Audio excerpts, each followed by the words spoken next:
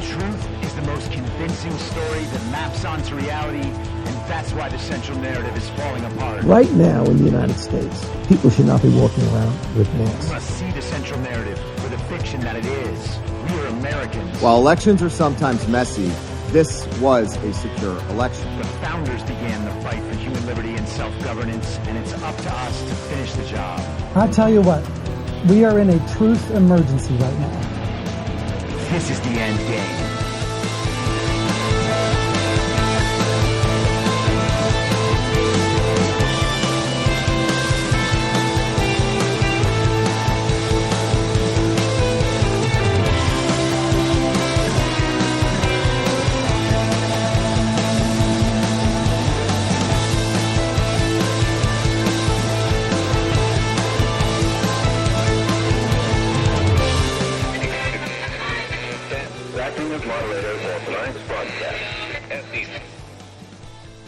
It's Tuesday, September 19th, 2023, the 972nd day of dystopia.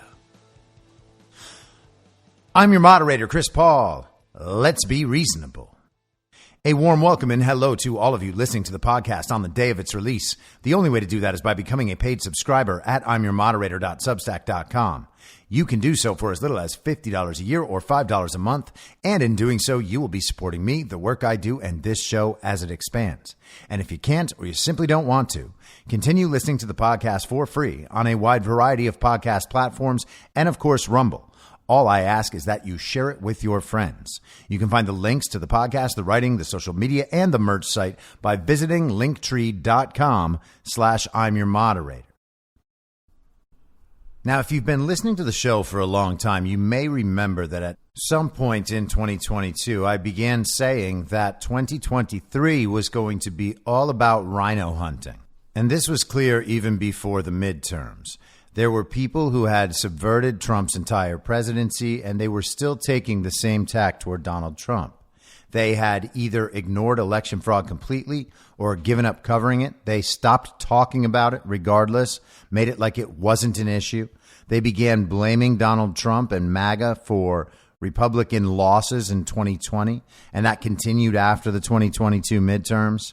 These were the people who tried to destroy Trump in the 2015-2016 primaries, and they were the people who were sometimes Trump, like Ben Shapiro, for instance. They would say that Trump did a good thing when what he did happened to align with their interests, while always letting everyone know that if they had been in charge or people like them had been in charge, they would have done the thing that Trump did, but even better. Even more professionally. It would have been stronger and smarter and more sparkly. And when what Trump was doing didn't directly support their uniparty right interests, well, then Trump was very bad and very stupid and getting run over by Democrats. He was just consumed with his ego, with his narcissism. He was reckless and always saying the wrong thing.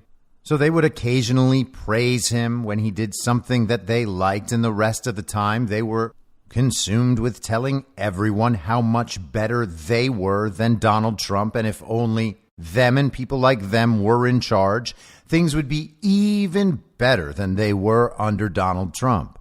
And while they were doing this throughout Trump's term, they were providing support for the Republican elites, the Republican establishment, Conservative Incorporated, as they set themselves to helping Democrats thwart much of Donald Trump's agenda and much of his ability to drain the swamp. And they did all this using the same tactics that they always do, the same tactics that Democrats use. They made personal complaints against Donald Trump and who he was and how he acted, all the while making sure to let everybody know that Trump and his supporters, they just weren't good enough. They were stupid and irresponsible, and they should never be allowed to control anything. The people who elected Donald Trump simply could not be trusted with power because they don't know what's good for them. They should have elected Jeb Bush or Marco Rubio or Ted Cruz. And naturally, all of these very staunch conservatives supported one of those other candidates in the primary. And as you'll hear, their tactics weren't far off from what Democrats were doing. And they're not far off from what these very same people are doing now. But in the middle there, while Donald Trump was president and their interests occasionally aligned, they quote-unquote supported Trump. And they are very proud of the fact that they voted for Trump twice, which somehow means that they are good Republicans or that they are somehow objective because they were willing to put all of their deeply held, principled arguments aside and vote for Donald Trump. Somehow that has become, in the false reality, a standard of goodness. You can completely trash a political candidate 24 hours a day for years on end, but when the election comes around, you're happy to vote for that guy. Somehow we call that principled conservatism. I refer to that as a beard. And what I mean with that phrase, by the way, is a beard is a slang term for a closeted gay man's girlfriend or wife. That woman is there to make that closeted gay man look straight and manly to the outside world. That woman is the gay man's beard. Similarly, saying, I voted for Trump or I voted for Trump twice is the Con Inc. cuck's beard. Now, I would love to be done with all of this already. I didn't even really want to do it. Not that it hasn't been fun at times, but I didn't really want to do it. We have now been through over 10 months of this Ron DeSantis op. Early November last year, just before the midterms, Donald Trump whispered "desanctimonious" at a rally, and the entire Ron DeSantis comms team that had been put in place at some point in early 2022 went completely active on Twitter, losing their minds about how Donald Trump could say something bad about Ron DeSantis right before the midterms. Ron DeSantis was going to be the savior of the Republican Party. How could Donald Trump do something so irresponsible? It's just Trump's ego getting in the way. And then a few days later, we were told that the red wave never materialized. The Republican wins were not going to be what was expected. And it was all Donald Trump's fault, all MAGA's fault. All the MAGA candidates, quote unquote, lost. And these people reveled in it. They celebrated those MAGA losses on television the night of the midterms, blaming it all on Donald Trump, telling the country that it was Donald Trump's fault and MAGA's fault for choosing all of these irresponsible candidates who had America First values and principles, like Carrie Lake. Carrie Lake was too much of an extremist for these people.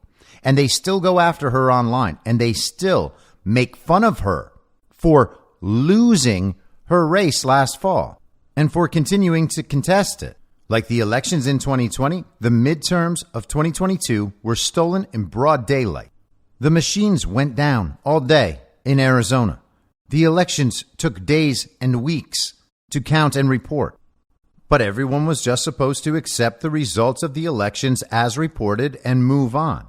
The GOP establishment chose not to work on behalf of those MAGA candidates, those America First candidates, those pro-Donald Trump candidates. In some cases, they actively worked against them. In some cases, they ran establishment candidates against them in the primaries, hoping to take them out, like Karen Taylor Robeson in Arizona, who they tried to insert in place of Carrie Lake, and Dave McCormick in Pennsylvania, who they tried to insert in place of Donald Trump's favored candidate, Dr. Oz. And they did the same thing with candidates all across the country. They demanded that MAGA candidates hire certain consultants and certain GOP establishment advisors in order to get support from the national party. If they cared about getting Republicans elected, they could have done more to get Republicans elected. If they cared about winning, they could have done more to win, and they could have contested the obviously fraudulent elections. We're talking about a GOP establishment and communicators on behalf of that establishment who completely gave up in 2020 and stopped talking about election fraud, and now to this day do not talk about it. They talk about, oh, it was rigged because of the Hunter Biden laptop. Or they'll say that Democrats out-strategized according to all the new rules that were brought in with COVID. It's never that there was just outright cheating and a system built to support outright cheating. It's that MAGA didn't get the job done, and regardless, even if there was cheating, MAGA and Trump, they just weren't smart enough and strong enough to overcome it. So what we need is to replace them with candidates the regime won't steal an election from. We need somebody who can win a rigged election, and that somebody is Ron DeSantis. So the Republican establishment has put all of its weight behind Ron DeSantis, assuming that he was the right guy to get rid of Donald Trump and to convince MAGA, America First, Donald Trump supporters that they had an even better option. Someone who would do all the things that Trump did that they liked, but even more effectively. He was a better communicator. His messaging was better. His image was better. He was going to be more effective. He was able to wield the party apparatus in a way Donald Trump would never be able to do. This has always been the strategy. And I've been discussing this for probably over a year and a half now, because it was that obvious. Once you see the uniparty, once you understand and accept that we have a uniparty, the Republicans and Democrats are not very different. If the uniparty's in control, that's what matters. The rest of it is largely irrelevant. The R and the D next to the name mean nothing. Red and blue mean nothing. We need to let go of that old paradigm and understand there is only the uniparty, and then there is the people. Quote unquote, winning within this system preserves the system, which is losing. If they can decide the winners of elections, we don't have a country anymore. The people do not have a voice, and it becomes impossible to hold politicians accountable. So in the last 10 and a half months, we saw a nearly 7-month-long shadow campaign by Ron DeSantis and this weird comms team that he has underneath him being run by Christina Pushaw, and then a 4-month-long formal presidential primary campaign with the backing of a few political action committees, most notably Never Back Down. And he spent most of that time in Iowa and courting mega donors, while that strange comms team and the conservative incorporated influencers he has supporting him essentially run the campaign for him. He spent almost all his time in Iowa, almost none of it in Florida.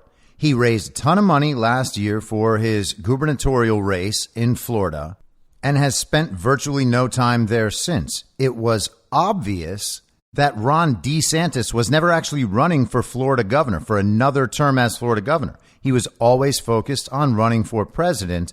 Donald Trump revealed that by saying "desanctimonious" before the midterm and exposing the entire operation because all of them immediately reacted.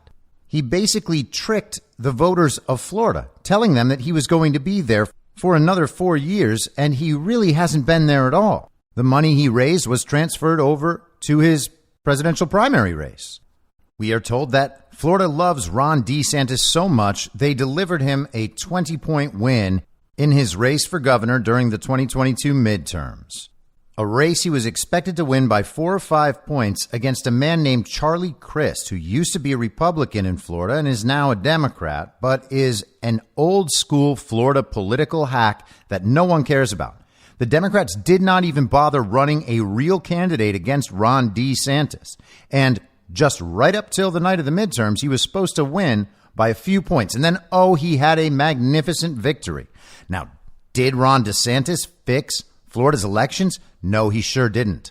All he did was prop up a state agency, a state board that would put all the review of elections right under the state, under state control. And we were supposed to be happy because it's Ron DeSantis, a Republican. It wouldn't be like all those states that stole elections in 2020 where Democrats were in charge and didn't let anyone look at the elections. It would be Ron DeSantis and the Republicans in charge, which means they'll look for us and they'll tell us the truth. And you can trust that they will because there are little R's next to their names.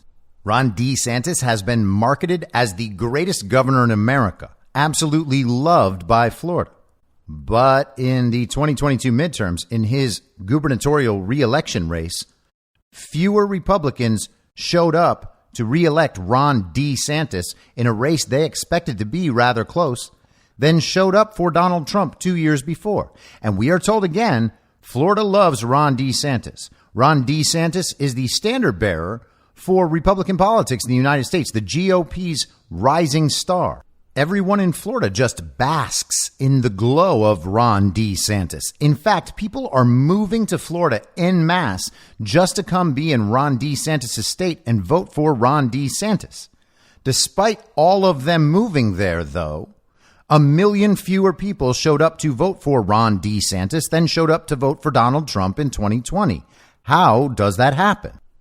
So Ron DeSantis has his amazing 20-point win. Just came out of nowhere. In the summer and early fall, they were hoping for a 4 or 5 point win. The polling margin expanded dramatically in the days leading up to the election. They thought it was going to be maybe 11 or 12. And then all of a sudden, 20-point win, despite 1 million fewer Republican voters in 2022 for Lord DeSantis than for Donald Trump in 2020. So Ron wins. We're told that Florida's elections are fixed and that the proof is the size of Ron's win.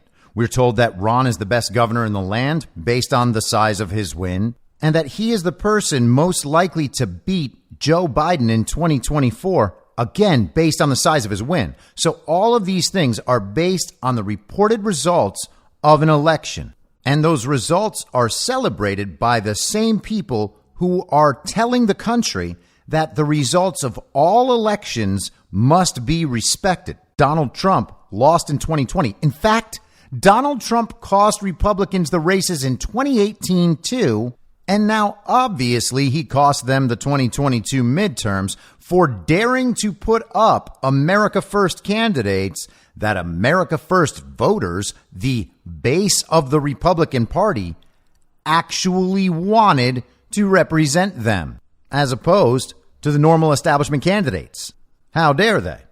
All the people pushing Ron use the reported results of our elections in this day and age as the justification for all of their arguments. And they tell us that all that matters is winning, even though they can't stand up and fight for election integrity, despite that being perhaps the most important issue to Republican voters. We have seen election after election that Republicans did win that these people refuse to fight for. We're supposed to believe that all they care about is winning, even though they don't care about confirming actual wins we've already had. Everyone is supposed to believe that. So this has been the substance of much of the last 10 and a half months when it comes to Republican politics. And over that time, the rising star of the GOP establishment has gone from around 30% in GOP primary polling to around 10%. Sometimes he's as high as 13 or 14, and sometimes he's down in the single digits. A lot of the time, he's in second place behind Donald Trump, but he's also in third place and fourth place in some places, behind Vivek Ramaswamy and sometimes behind Chris Christie and Nikki Haley. We are to the point right now where Ron DeSantis does not even have 50% of the non-Trump vote. But we are supposed to believe that he can win a primary and win a general election. Again, even among Republicans who do not want to see Donald Trump be the nominee in this very real primary, Ron DeSantis doesn't get over 50%. You can barely even call him the front runner anymore. And it got worse this week. This is the New York Post yesterday. Billionaire GOP donor Ken Griffin says he's on sidelines of primary in apparent DeSantis snub. Ken Griffin, the billionaire hedge fund manager who founded Citadel, said he was undecided as to whom he would support in the Republican primary, a sign that he was no longer backing Florida Governor Ron DeSantis for president. I'm still on the sidelines as to who to support in this election cycle, Griffin, the longtime GOP donor, told CNBC in an interview that will air at 8 p.m. Eastern on Monday. Griffin has indicated his preference for Republicans to nominate someone other than 77-year-old former President Donald Trump, who remains the clear frontrunner despite mounting legal woes. Oh, yes, those woes are so legal and so mounting. A recent Quinnipiac poll found that Trump was ahead of DeeSantis among GOP voters by a margin of 62% to 12%. Look, if I had my dream, we'd have a great Republican candidate in the primary who was younger, of a different generation, with a different tone for America, Griffin told CNBC, alluding to Trump. And we'd have a younger person on the Democratic side in the primary who would have his message for the country, the mogul, who has a reported net worth of $35 billion, said. So one of the biggest GOP establishment donors is now out on Ron DeSantis. That is how badly things have gone for Ron DeSantis and the DeSantis campaign. Each week, Ron DeSantis' chances of having a political career into the future decline.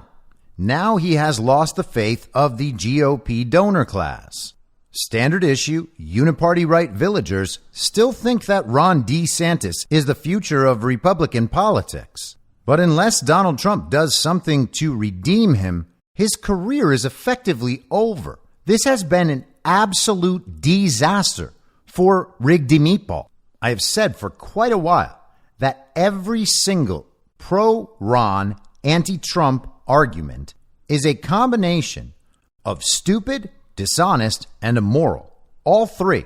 They're not just one, it's all three each and every time. And we're going to go through some of those today. And the reason we're going to go through some of those today is because there was an absolute meltdown in the Con Inc. influencer sphere last week after Donald Trump did an interview with Megyn Kelly. There were a few clips pulled out, and then some of the DeeSantis Simps built entire segments of their show around these little clips. And while they thought they were exposing Donald Trump and his supporters, they were actually just exposing themselves in all of their complicity in this corruption and treason. We often say these people are stupid, but it's actually so much worse than that. The clips are decontextualized, the arguments are dishonest, the emotionality is off the charts, and the entire thing is insulting to the intelligence of anyone who's actually paying attention to this stuff. And it's unfortunate because too few people actually are. So I want to go through some of these arguments and then some segments of the interviews Trump has done in this last week, because it wasn't only Megyn Kelly. He sat down for about an hour and 20 minutes with NBC's Kristen Welker. And both of these interviews were very, very good for Trump, which only makes life much worse for the DeeSantis Simps. So I want to go through some of the critique and some of these segments that they have chosen to focus on, and then get into some of the substance of what Trump actually said in these interviews and what the ultimate impact of these interviews will be, because there are big chunks of these interviews that are absolutely excellent. And that may well be why the DeeSantis Simps chose to focus on some little segments they thought they could score points on in hopes that no one would actually listen to the entire interviews. Now, I want to start off with this rotund little garbage pail kid from The Blaze, Steve Deese. Here is how he reacted on his show to America First supporters not being immediately swayed by the arguments of the DeeSantis Simps in the aftermath of the Megyn Kelly interview. Hold on, I want to pause. I want to address something. Forgive me. This is an email I've received from Joe Pollack, exactly what I'm talking about. Quote, "You're not going to stop anyone from voting for Trump, but you are turning many people off to DeSantis and yourself. Cut the BS."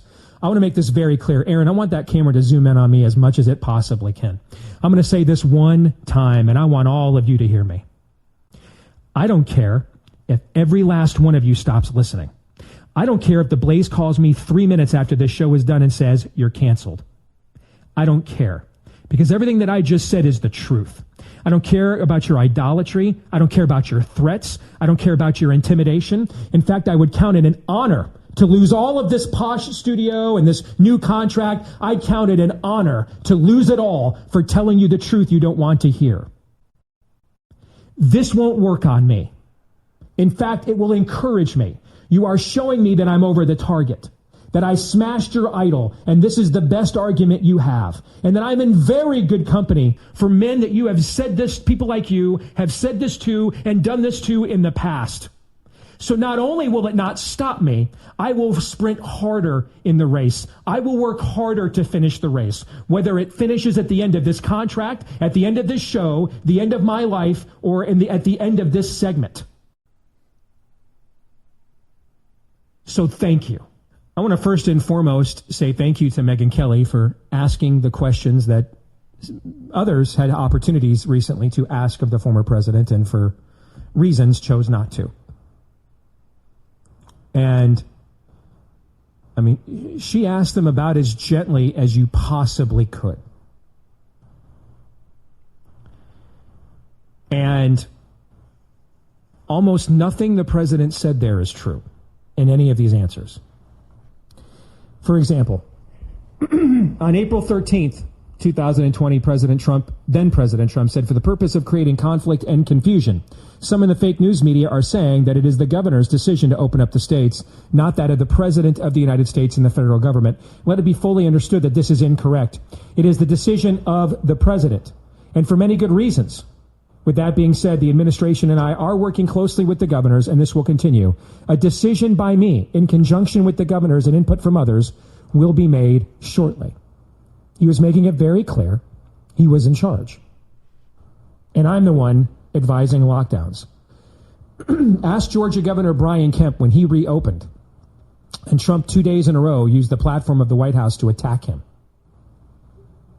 When Governor Kemp was being accused of, wasn't it the Atlantic that accused him of an experiment in human sacrifice? I believe those were their exact words. If it wasn't the Atlantic, it was that kind of a publication. So that's not true. The idea that these governors just went off and did this on their own willy-nilly, just, you do what you want, that's just not true. That's not true. The idea, why is he so adamant that Henry McMaster did better than Ron DeSantis, which is also not true, because Henry McMaster, the governor of South Carolina, has endorsed him for president. That's why. And Ron DeSantis is running against him. You see the pattern here. If you're on the right side, frankly, it's not any different than what you see on the left. If you're gay, like Dave Rubin, or black, like Jason Whitlock, you're with us, and you're as gay as it gets and black as it gets until you have contrarian opinions and go against the narrative. And now you're an Uncle Tom, and you were maybe gay for the stay once, but you're not truly gay. It's the same dynamic. If you're aligned with Trump, then your record can be embellished, exaggerated, even completely spun and healed, Benny Hinn style, healed. If you're against him, then your record can be done the exact same thing, but the other way around. Just nothing but a gaslight. Except we're now at the time, though, that we are not using Trump's personal immorality to our advantage, but it is being used against us. We are the ones being lied to now. We are the ones being gaslit now. Now, for some of you, that won't matter to you. You have your idol. You're in love. You love your monkey. And I get that. And here's the thing. I love you. I'm commanded to. I'm commanded to love my neighbor as I love myself. So I'm going to put you ahead of your idol. You will hate me for it. But see, I think you're more important than your idol. I think you are greater than your idol. So you're going to hate me for doing this, but I'm going to do it anyway. I'm going to pursue the justice that you don't care about. There are people in this industry who are vaccine injured and are just completely filleting Trump and forgetting about it on a daily basis. You should go across the conservative media landscape today. Megyn Kelly has a top 3 podcast in all of conservative media. Top 3. Top 3 podcasts in conservative media right now: Ben Shapiro, Dan Bongino, Megyn Kelly, in some order. Those are the top 3. Every day you look. So it's not like people are going to be unaware of this. Right?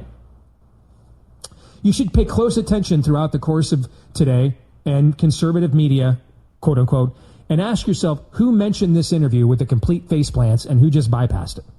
All right, now that's a long clip, but I wanted to give it its full context. I didn't want to be accused of stripping out little parts, although naturally the show is much longer than that. But this gives you some idea of Deese's approach. Now, we can leave the lockdown stuff aside for a minute. I'm certainly going to get to that. But let's focus on the choices that Steve Deese is making, how he is attacking this issue and how he is going after Donald Trump and MAGA. Now, he talks about how Megyn Kelly, Ben Shapiro, Dan Bongino are the top 3 conservative podcast hosts. These are the 3 right-leaning podcasts, the biggest in the land. Now, I'm not sure exactly what makes Megyn Kelly's show all that conservative. Genuinely, she is a centrist in every possible way. Her audience is generally centrist wine moms who are sick of woke liberalism. I will accept that her show perhaps leans right and that her audience is probably on the center right, but this is a very acceptable, very appropriate, very, very mainstream center right show. It's not right wing. It's not particularly conservative in any true sense. It basically just represents the center right viewpoint of the central narrative. She follows the mainstream narrative. She follows the mainstream agenda. She is not getting her audience out in front of that agenda. She's not helping her audience make wise decisions, which is why she's been wrong at every turn the entire time. Now, is she better than most people in the center-right mainstream? Yes, she is. And she's certainly better than people like Ben Shapiro, who is much more of a malicious liar than Megyn Kelly is. I think that Megyn Kelly is probably trying to do a good job, and she's just a busy, middle-aged lady who gets paid a lot of money to do the job she does, and she's very good at that job. I am not trying to insult Megyn Kelly or her audience, but let's be honest about what Megyn Kelly is. It's not that big a deal. We don't have to pretend these people are super conservative. They are super GOP establishment types. There's no doubt about that, except for Bongino.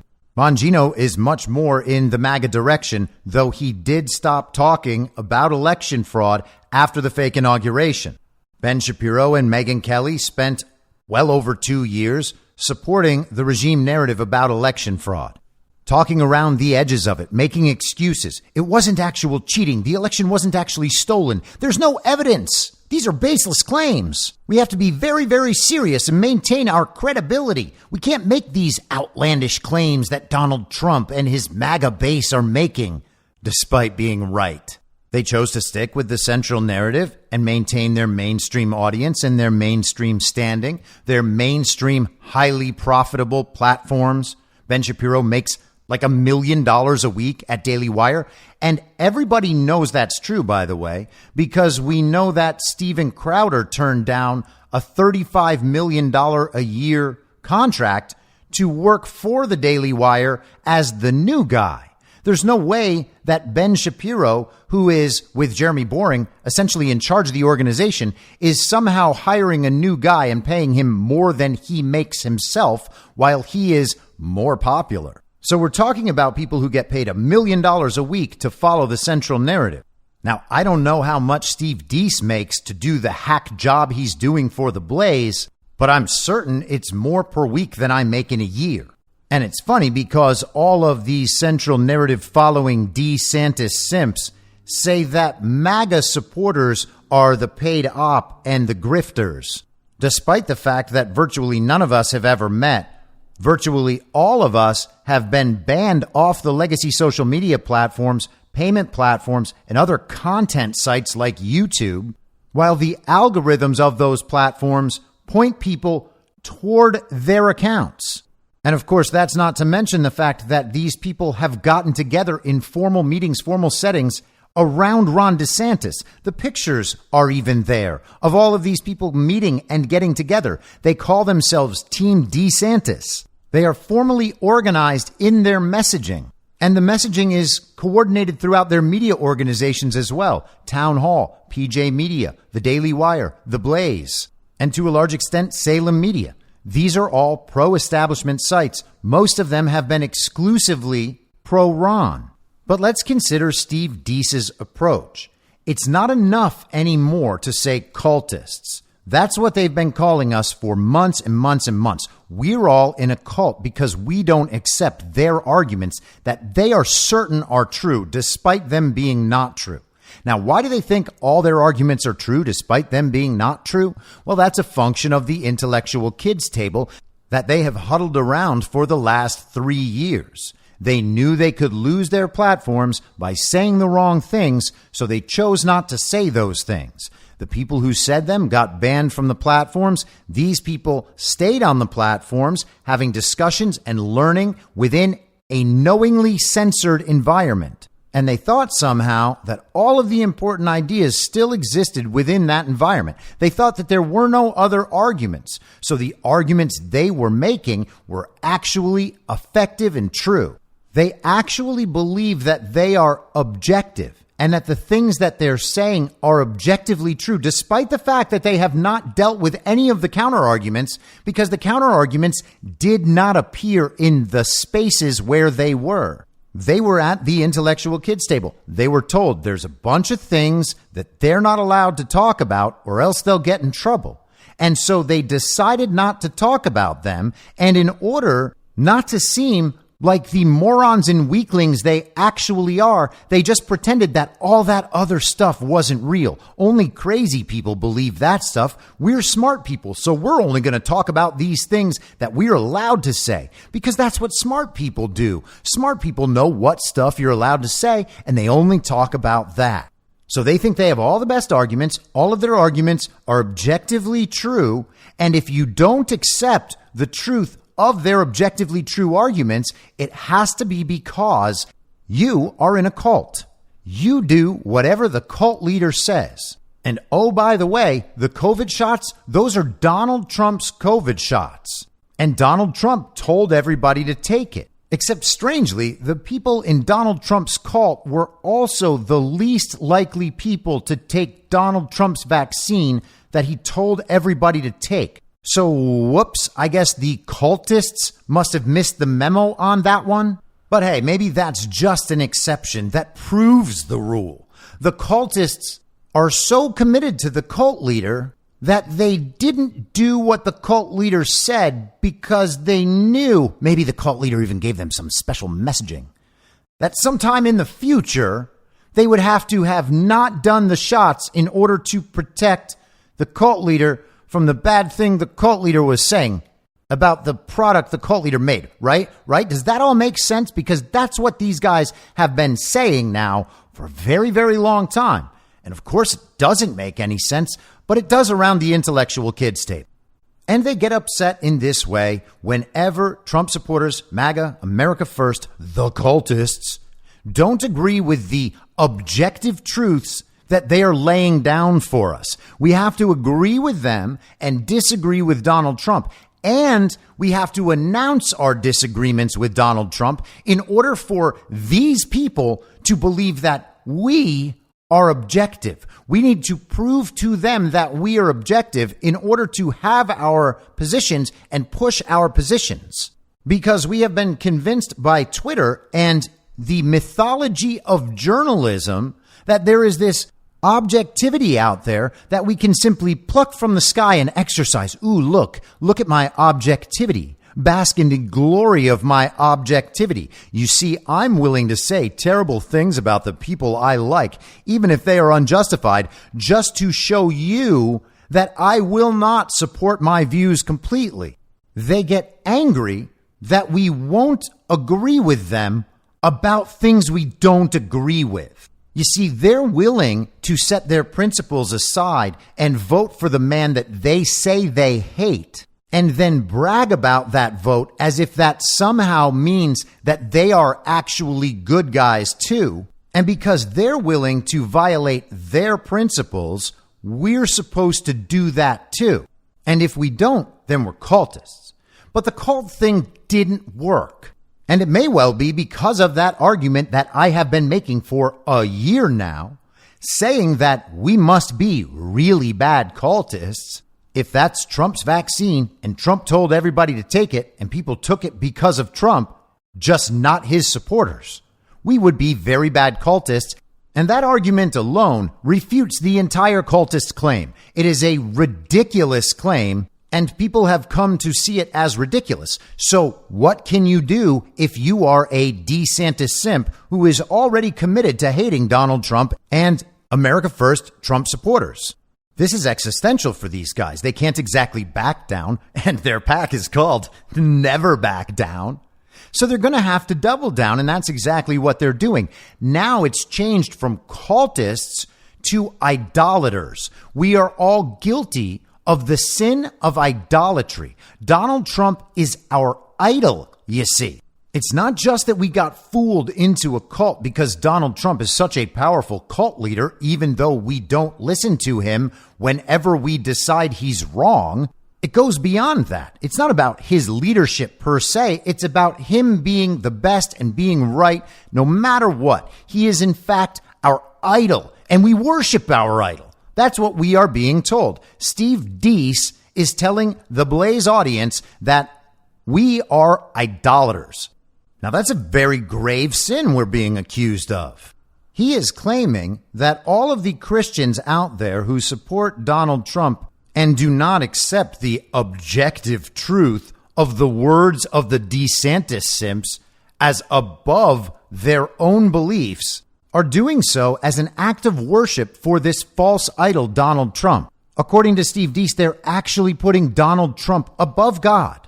And so what he is doing is trying to save all of these Christians who have been led astray by the cult leader, the false idol, Donald Trump. Steve Deese is here to save everyone with his objective truth-telling. And apparently we're all supposed to thank him for doing this and going out of his way and risking so much. In fact, he says that he is willing to risk it all. If the Blaze takes him off at the end of this segment, or at the end of this show, or at the end of this week, or at the end of this month, or at the end of his life, he just starts listing off the ends of certain things. When the Blaze might fire him, oh, they're going to fire you, Steve Deese. They're so upset with you doing the job they hired you to do and saying outlandish things in order to push your point. Oh, they're going to fire you. They're going to be so upset. They're going to lose all that MAGA audience they were courting, despite the fact that you have done nothing but insult them for a year now after deciding to ignore election fraud.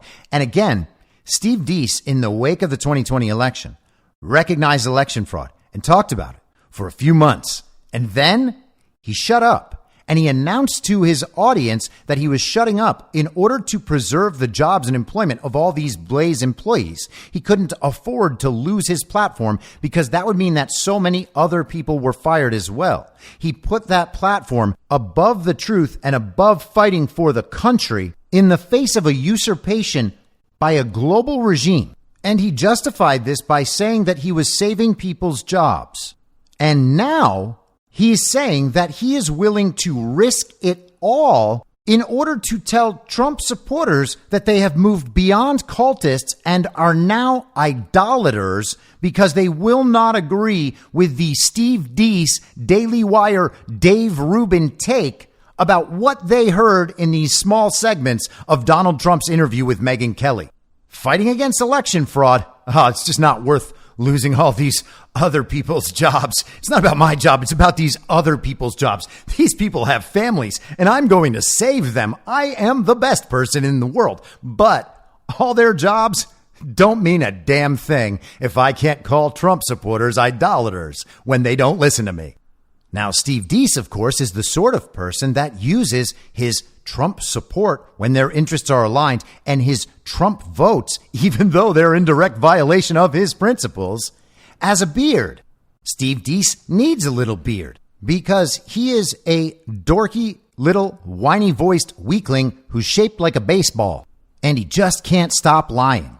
He goes on the air and tells his audience that he was a huge supporter of Donald Trump. But let's go back and see what he was saying in the 2016 election cycle. You know, I think Donald Trump ought to show us his alpha male. He ought to show us he really is the badass that he claims. Why don't he just go ahead? He de facto controls the RNC now. Peter, why doesn't he just go ahead and say, you know what, we're going to go ahead and unbound those delegates. I'm going to go for the ultimate sale close, the biggest reality TV show stage on the planet with every camera in the world watching. Because if I can't win a majority of 2,500 delegates in Cleveland, hard to make the case I can win a majority of 130 million voters in November. So I think he should stop hiding behind the dwindling size of his shrinking crowds. And he should show us that he really is the leader that everybody in this party has been looking for. Go ahead, unbound the delegates, call our bluff, and let's have it out in Cleveland, a real fight. But why should Trump do that? His supporters are going to say he won 14 million votes. He won 37 or 38 states. Why is there any value for him for doing that? And isn't this effort by a group like the one that you support? There's no alternative to Donald Trump right now. So isn't this just a pipe dream?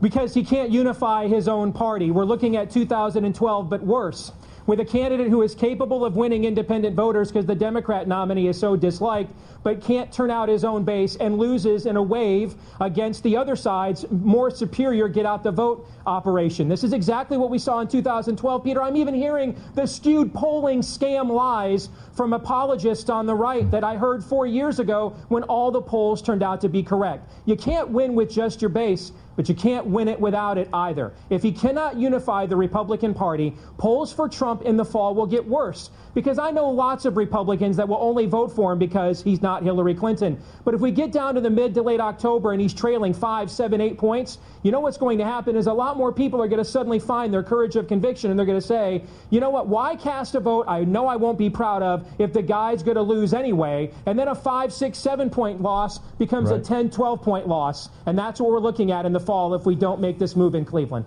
So that is Steve Deese in 2016 arguing before the Republican National Convention that Donald Trump should unbound his delegates and just let the RNC decide who the candidate would be to go up against Hillary Clinton. He wanted the RNC to ignore the entire primary process and choose a different candidate, his establishment candidate, because Donald Trump couldn't win. That's the same guy who brags about being a Trump supporter who voted for Donald Trump twice. But let's listen to more. Here he is going after Kayleigh McEnany. And remember, all of the DeeSantis Simps just a few months ago went absolutely bonkers because Donald Trump called Kayleigh McEnany milquetoast. They rushed to Kayleigh's defense and said, Kayleigh McEnany is the best woman in the world. How is Donald Trump saying these things? Same guys. I'd like to respond to that. Please do. I'd like to respond to that. Kayleigh, I don't know you. Seriously, do you have any integrity at all? I just have to know. Ouch. I mean, is it that important to be on national television? You darn well know 65,000 people. I am keeping it professional. She's the one lying. 65,000 people voted in Colorado at this thing called a caucus, called an election. There has been no voterless elections. Every delegate has been elected, including the delegates unbound that Donald Trump got in Pennsylvania the other night. This is the biggest lie and the biggest scam from a guy that's lied repeatedly throughout this entire campaign, whose campaign is built on a lie. I'm Mr. Anti-Establishment when I wrote all these guys checks. Yesterday, Mr. Trump was defending Ditch McConnell. Today, he's taking hosannas from John Boehner. This whole thing is a scam. And there are millions of Americans that watch people like you sit here and go on these shows, and Scotty Hughes and the rest of this, this cabal of motley crew of advisors who just sit here and fet this guy and lie about him and for him every single day. And millions of Americans are freaking just sick of it. Stop lying. There wasn't a voterless election in Colorado. You're a liar. Stop lying, please. Wow. Hang on a second. So Steve Deese has been melting down over Donald Trump for a really long time. And let's hear one more just for good measure. Steve Deese is a nationally syndicated host on Salem Radio Network who supported Ted Cruz for president and has also said he will never vote for Donald Trump. Steve, good to have you with us today. Thank you. You said you would never vote for Donald Trump. At this point, your choices look like Donald Trump and either Hillary Clinton or Bernie Sanders. So do you end up voting for a Democrat? Do you not vote? How do you move forward in November? Eric, I don't know. I just got out of a really bad relationship with the Republican Party yesterday. It's been dysfunctional for years, so I'm kind of that breakup chick in a Gretchen Wilson country music video. I just want to tour the country for a while, play the field, relax, and just find myself again. And I've been listening to these reports, and I've been laughing off the air because it's all the reasons why I am never Trump. I feel no compulsion whatsoever, no moral imperative whatsoever to help Lex Luthor finish off his memoirs. He can do that on his own time. If we're not going to advance any ideology anything that I think is worth conserving, then frankly, it's not worth me making enemies of nice people like you and other people here at MSNBC and other liberals. There's no point to it. We might as well just be friends. I have no interest in taking sides in the self-actualization quest between Hillary Clinton and Donald Trump. They can do that on their own. So neither one of them works for you. You wrote in your column that Tuesday was the day the Republican Party died, characterizing it as a sad day for America, but also deserved. Why would you say it's deserved? Well, we as a people, sadly, have decided that we want to, many of us anyway, not all of us, but I think it's clear a majority of Americans want to walk away from the things that made us exceptional as a people in the first place. And that's why I'm a conservative. It's not about pitting groups of people together. And I've watched Trump do this. And the thing that has bothered me the most, Erica, about this primary is I've watched Donald Trump successfully capitalize on liberal stereotypes of some vestiges of the right coalition. And the truth is, it's been proven correct. He has capitalized on code language and incendiary language. I believe that values that started the country, founded the country, are worth conserving and preserving for the next generation. That's why I get in the argument, because I think these values, and maybe I'm wrong, you might disagree with me, but I think these values are what's best for families, what's best for cultures and communities. So if we're not going to argue about those things, if we're just going to argue my megalomaniac versus yours, my corporatist pond scum knuckle dragger versus yours, I've just got 3 kids at home, man. I got a life to live. Other people can get, bring out their freak flag and fly that for this if they want, but I'll say no thank you. Steve Deese is simply too principled for Donald Trump. He's too principled for MAGA, and that's why he's never Trump. He's not going to vote for Donald Trump under any circumstances. And because he's so principled, he reversed all of that completely. Now he's not never Trump. Now he's a guy who voted for Trump twice. And the fact that he's been willing to violate his principles and support Donald Trump before, that's how we know that he's objective and telling the truth now. But let's see what else the DeeSantis Simps have in store. We'll move on from Steve Deese or Dace or whatever to the country's leading producer of trans content, a man who spends every waking moment telling the world that he knows as well as anyone who has the wee-wees and who has the hoo-has. He literally spends every waking moment talking about trans people, and when he sleeps, he dreams of trans people as well. And I'm talking, of course, about the Daily Wire's Matt Walsh. Obviously, it goes without saying that there's no reason to hesitate on the can a man become a woman question. And there shouldn't be any answer other than no. Okay, if you're saying anything other than no, anything, the first words out of your mouth after you hear can a man become a woman? No. Then you can elaborate on how crazy that idea is. First word should be no. Anything but an immediate no is a wrong answer and also an embarrassment. And if that doesn't, if you don't see why that is, then just imagine any other basic scientific question getting that kind of answer. So what if, just to show you how ridiculous this is, imagine if Megyn Kelly had for some reason asked, do you believe in gravity? Does gravity exist? And then Trump had said, well, listen, in my opinion, there are some who say that human beings can fly, but I think probably not. What? What kind of answer is that? Why? In my opinion. But first of all, people are focusing on the part of it. In my opinion, you don't need to qualify something like this by saying, it's not your opinion, okay? Just like it's not, when I say gravity exists, that's not my opinion. So in my opinion, gravity exists. In my opinion, the sun is bigger than the earth. It's not my opinion, that's just a fact. It's not an opinion at all. So that was a weak and convoluted answer where clear and concise is needed, and where there's simply no conceivable reason why you would give anything but a clear and concise answer. Keep in mind what I'm always saying about this issue, that on the left, they can't answer these questions. So for them, that's a stumper. This is the beautiful thing about being a conservative, is that basic common sense questions are not stumpers. We don't have to be worried about them. Someone could throw it at us and say, that's easy. Yeah, 2 + 2 = 4. No problem. It's only on the left where it becomes, oh my gosh, I got to figure out how to navigate around this. That's the advantage we're supposed to have, because we're supposed to stand for basic fundamental truths. We are supposed, when we talk about being conservative, we are conserving basic fundamental truths. Or maybe not conserving the truths themselves, because the truths will persist whatever we say about them.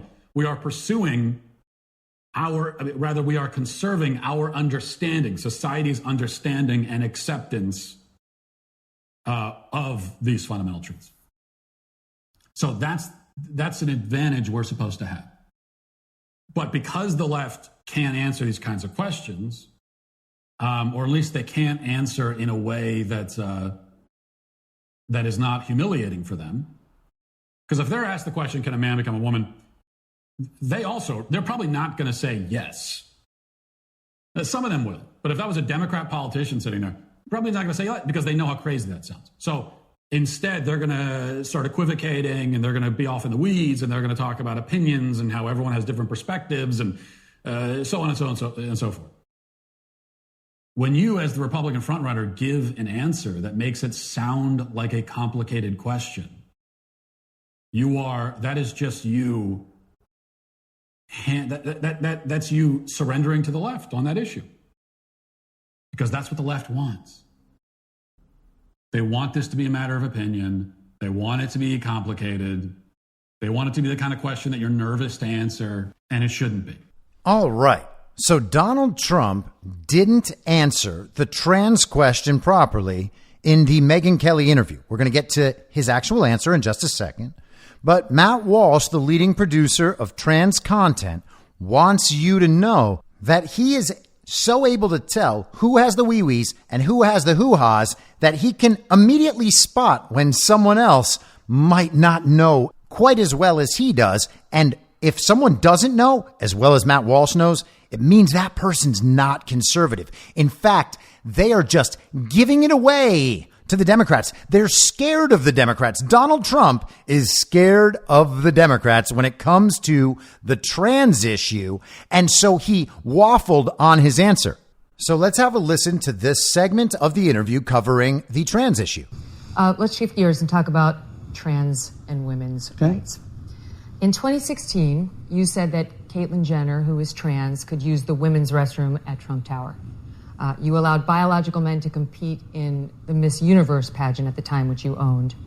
A lot has changed since 2016. Have you? Yeah, well, I have, but look, I knew Caitlyn Jenner. This is very much like the same subject we just talked about. This was brand new. Yeah. Okay, this is a brand new subject also. There's a lot it hadn't exploded. A lot of it hadn't exploded. I mean, nobody talked about it really. And so they're saying, what do you think? And people say, yes use, no use. But I'm the one that wouldn't allow it in the military. That was a big move. I wouldn't allow it in the military. And I went to generals. I say, General, let me ask you, do you like it? The real generals, not the ones you see on television, not the Millies of the world. I went to the real generals. I said, what do you think? And they did not like it. They did not like it. Nobody wanted to go public with it. It's a very hard subject. I ended it in the military. Now, since this character got in, he's allowed it in the military. You know, part of the problem is you'd have to take massive amounts of drugs. In the military, you're not allowed to take drugs. And you have to take massive amounts of drugs. So right there, it should not be allowed. But I took a lot of heat. No matter what you do there, you're going to take heat. You understand. Yeah. But how do you feel? Caitlyn Jenner, was she allowed? Should biological men who say that they're trans be allowed in women's restrooms and women's locker rooms, women's prisons, women's spaces? Yeah, my stance on that is really pretty much what I had in the military. I think it has to be, huh? No, they shouldn't. Yeah, that's my stance. I mean, that's been my stance. I may have allowed Caitlyn. Caitlyn's Caitlyn, right? I knew Caitlyn as Bruce. I knew Bruce, and Bruce was a great athlete and a very handsome person, very handsome guy. And all of a sudden, Bruce is Caitlyn. I said, "What's this all about?" This was a brand new subject too, just like we talk about. The pandemic was a subject that nobody knew anything about. Mm-hmm. Nobody knew anything about it. It was all early, you make a decision, and you make the decision very strongly. No, I get it. Look, I myself have changed a lot on this issue since 2016. I'm just trying to figure out whether you have, in fact, reversed on it. I don't think I've changed. I think I've just, at the beginning, it was such a small subject. Nobody really thought about it. But then with time, you change. Where I probably took the hardest line was on the military. Yeah, that's true. Well, what about the children? That's become an issue now. Should children be provided with access to puberty blockers and cross-sex hormones when they're minors? Yeah, I'm so against it. First of all, many of them, I heard like 62%, when they grow up, when they're older, they're saying, who did this to me? Why did you do this to me? Second of all, the parents have to make the decision. They're trying to give it to school boards and schools and things to make a decision. It's unbelievable to think, I talk about mutilation sometimes in my speeches. We will stop the mutilation of children. And then I'll stop and I'll say to the people in the audience, I'll say, can you imagine that I'm talking about we're going to stop mutilation of children? But that's what it is. It's the mutilation of children. And we will stop the mutilation of children. 10 years ago, nobody would ever think of it. I am telling people, because I guess I'm a politician, whether I like it or not, as a politician, as somebody that represents a lot of people, I'm telling people that we're going to stop the mutilation of children. Who would have to say a thing like that? You'd think it would be automatic. Would you be in favor of a ban then on puberty blockers and cross-sex hormones for minors? I think yes. Yep. I would. Can a man become a woman? In my opinion, you have a man, you have a woman. I think part of it is birth. Can the man give birth? No, although they'll come up with some answer to that also someday. I heard just the other day they have a way that now the man can give birth. No, I would say I'll continue my stance on that. Okay, let's talk a little bit. So that's the entire segment. Matt Walsh is upset with Trump because he didn't say no quickly enough to that last question, even though he did say no. And they're trying to score points on the Bruce Jenner, Caitlyn Jenner thing. Trump is woke on the trans agenda because he said that his friend Bruce, who began identifying as Caitlyn, could use whatever bathroom she wanted at his building. That's not some principled statement about men being able to use women's restrooms. That's Trump's statement about his friend of many years being able to use whichever restroom he likes when he's at Trump's building. In Megyn Kelly's interview with Ron DeeSantis, DeeSantis tried to claim that Donald Trump was one of the leaders of the trans movement because men were allowed to compete in a beauty pageant. And because Donald Trump said he was inclined to let Bruce Jenner, now Caitlyn, use whatever bathroom at Trump Tower Caitlyn wants. And all of that was being done so that Donald Trump wouldn't get hit by the left on the trans issue. Does that make any sense at all? No. Here's why. In that same interview, Donald Trump committed one of the gravest woke sins and dead-named Caitlyn Jenner, which means he used Caitlyn Jenner's former identity to describe Caitlyn Jenner. Now, that is a ridiculous complaint that the left makes. The dead-naming thing is preposterous, especially for someone like Bruce Jenner, who is a world-famous athlete and on the cover of Wheaties boxes as Bruce Jenner. Bruce Jenner doesn't just evaporate from the world and disappear when he decides that he's a woman now. Matt Walsh is telling us that Donald Trump is worried about the reaction from the left after he's already dead-naming people. And that's not all, because this isn't something new for Donald Trump. This is the Independent UK from July 10th, 2022, over a year ago. Trump goes on transphobic rant at rally in Alaska. And you can find many more of these headlines talking about how Donald Trump handles the trans issue at rallies. He talks about the male swimmer who decided to start calling himself Leah Thomas and then began winning swim championships. He talks about male bodybuilders in female competitions. He misgenders them. He makes fun of them. He talks about the advantages they have and how all the poor women are being destroyed in these competitions by men. He talks about how unfair it is. There's not some question about Donald Trump's position here. The complaint by Matt Walsh and these other DeeSantis Simps is that he's not owning the libs hard enough, which is unsurprising from the leading producer of trans content who works for the Daily Wire, the network who sells mugs of liberal tears. They own the libs so hard, except about election fraud, which they ignore completely. These people are such liars and such clowns. And the audience for this is people who don't pay attention.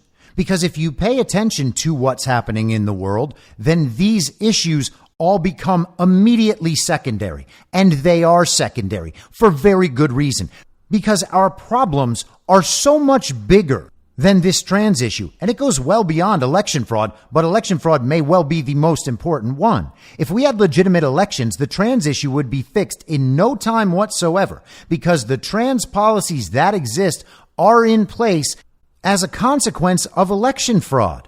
The people putting these policies in place are as illegitimate as Joe Biden. Not that the Daily Wire cares. So we have no doubt that Donald Trump knows who has the wee-wees and who has the hoo-has. He banned transgender from the military. He's talked about women's sports and women's bathrooms, women's spaces plenty of times. He just reiterated to Megyn Kelly that his stance is the same as it is for the military.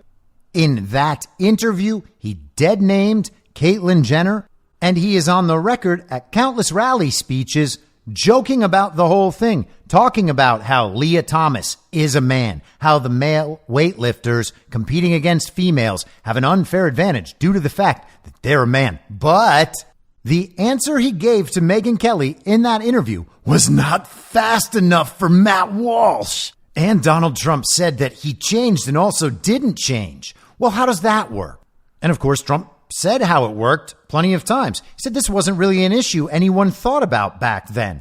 And it wasn't.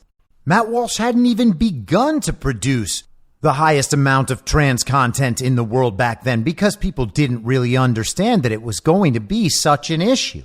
You could know the difference between men and women and also be the sort of person who ignores the whole thing in a kind of libertarian sense and says, yeah, just let them do whatever they want. Because when it's someone's personal decision and it's not about public policy and it's not about the influence on kids, it really is a different issue. But as it becomes a public issue and it becomes known that it's something that's affecting kids, well, then people take a different standpoint on the entire thing. It is actually okay to evolve on these issues as they begin to take prominence and you spend more time thinking about them and the consequences of your viewpoint. I can't wait to hear Matt Walsh and Ben Shapiro and Steve Deace and Dave Rubin, who we'll get to in a few minutes. Evolve on the issue of election fraud and who actually won that 2020 race, because that's still coming. The evidence is all still there.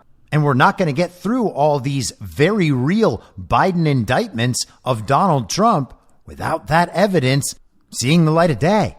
Donald Trump said he was going to bring it out in a press conference in mid-August, and then he decided he's going to delay and save it for the trials. Are we really going to pretend he's simply bluffing? But boy, oh boy, did they nail him on that trans thing. The DeeSantis Simps got very upset. They were sharing their reactions online so hard, letting everybody know that if you don't agree with their objective truth, then you're a cultist. You're an idolater. Trump should have just said no immediately and instead he explained his position. Ah!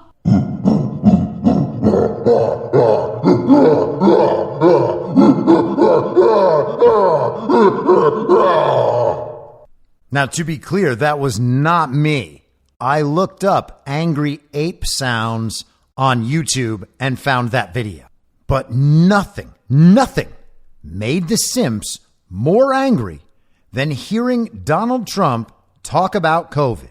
Now, somehow, this clip was released before Megyn Kelly's interview with Donald Trump was released in full. Was the clip leaked? Did Megyn release it before releasing the full interview? If she released it, did Donald Trump give her permission to release it? Did Donald Trump want her to release it? Maybe one day we'll find out. I don't know, and I don't care to speculate. But this clip came out before the full interview came out, and the DeeSantis Simps spent the day absolutely losing their minds about it.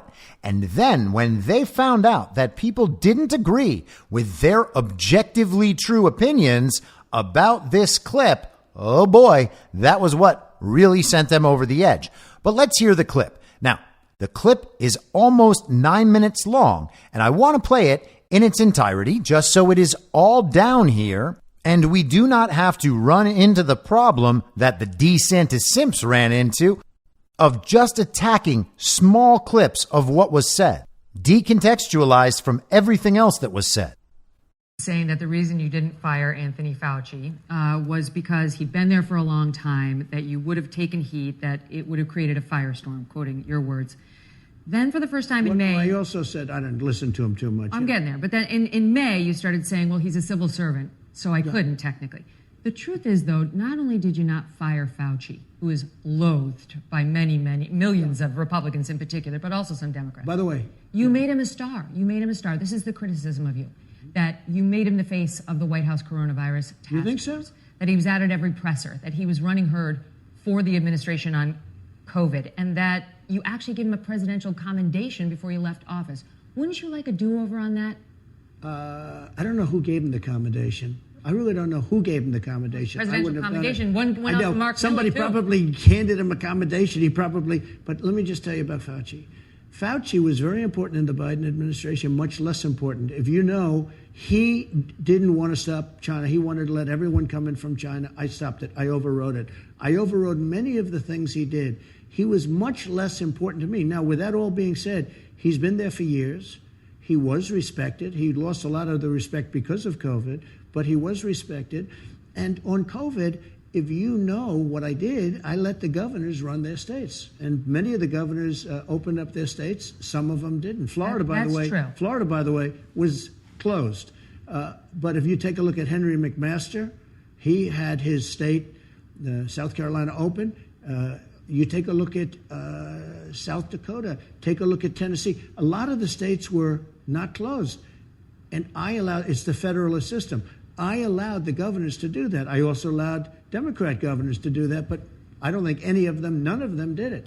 Wouldn't you like to go back and try to clip his wings? This guy was pushing mask mandates on us. He wanted the most extreme measure at every turn. Okay, look, I'm not one that blames a system that if you're civil service or if you have some other protection that you can't get fired, because I've done things that are a lot worse than that. You're big on the firing. So yeah, I fired a lot of people. I fired Comey, and that was one of the great firings. I fired Comey, and then I fired a lot of other people in the FBI, and they were great firings because the deep state, and they were at work, and they were not good people. But I was not a big fan of Fauci. If you look at Ron DeSanctimonious, this guy said the greatest things. I can give you articles that, well, Fauci's great. He's wonderful. We love him. We don't do anything without Fauci. This went on for months. But he didn't listen to Fauci. He did 100%. Look, he shut down Florida. I will give you. He shut down Florida for a month. Oh, he shut it down for a lot longer. He shut down the beaches. He shut down the roads. He shut down a hospital. He was shutting down everything. He also had long lines of people getting the jab, as he called it. Let's all go get the jab.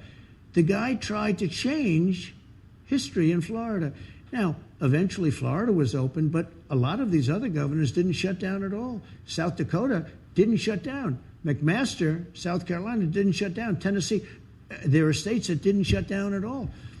They probably did the best job. But Ron DeSantis was under a lot of pressure, especially given the population, the age of a lot of Florida's citizens. I'm not trying to blame anybody, but he should say, I closed it down.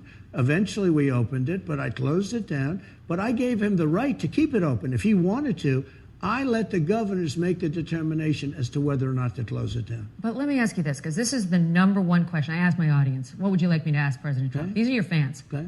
This is the number one question they wanted me to ask you. That you shut the country down for 6 weeks in spring of 2020. Operation Warp Speed. Excuse me. Rushed through. I didn't really. Well, let me ask their question. Megyn, this is my audience's question. I got to get it out. But I let the governors shut down. Some did and some didn't. Okay. Some didn't shut down at all. Operation Warp Speed, though. Yeah. That was on the vaccines. They were rushed through. They have helped but also hurt a lot of people. And your White House actually supported mask mandates. So wouldn't you like a do-over on any of that? Look, when this came in, nobody knew what the hell it was. It sounded like an ancient, pandemic. You thought that was from 200 years ago or from 1917. We never thought you'd have a pandemic. Nobody had any idea. We got word that bad things were happening in China, right around the Wuhan clinic. And I was the one that said it was in the Wuhan clinic. Mm-hmm. And, I stuck with it, and it was absolutely. It came out of the Wuhan clinic. But you take a look, and what we did was, this was brand new. Nobody knew what the hell it was. There's dust. Somebody said there's dust coming in from China, and it's killing people in Italy, and it's killing people in France, and it's going to kill people here. And by the way, I shut it down to China. That was a big move. I saved thousands, hundreds of thousands of lives by doing it. But honestly, I don't blame a lot of people because nobody knew what it was. Now we do understand it somewhat. Nobody really understands it even now fully. But nobody knew what COVID was. And it wasn't even a name. I called it the China virus. I still do. I call it the China virus. It came out of China. They call it COVID and COVID-19. As far as the vaccine's concerned, you had the original COVID. And the vaccine had an impact on that. And there are some people, I will tell you, some friends of mine that are Democrat, I think they voted for me, but they're Democrat, very smart people, top people. They say, I don't understand one thing. Why don't you talk more about the vaccine? It was one of the greatest things you've ever done. Now think of that.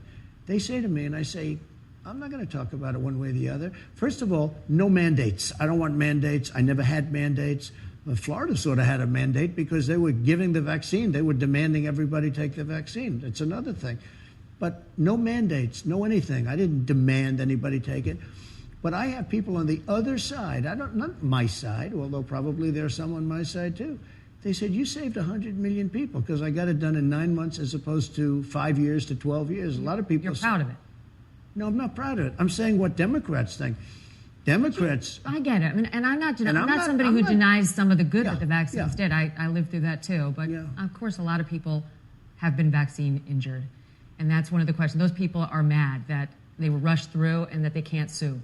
Well, I never gave mandates, and people have to make up their own, make their own decision. As far as I'm concerned, now some places had mandates, very strong mandates, largely Democrat governors, and probably some Republicans, et cetera, But there are Democrats that say, "Why aren't you talking about that?" It's one of they really believe strongly.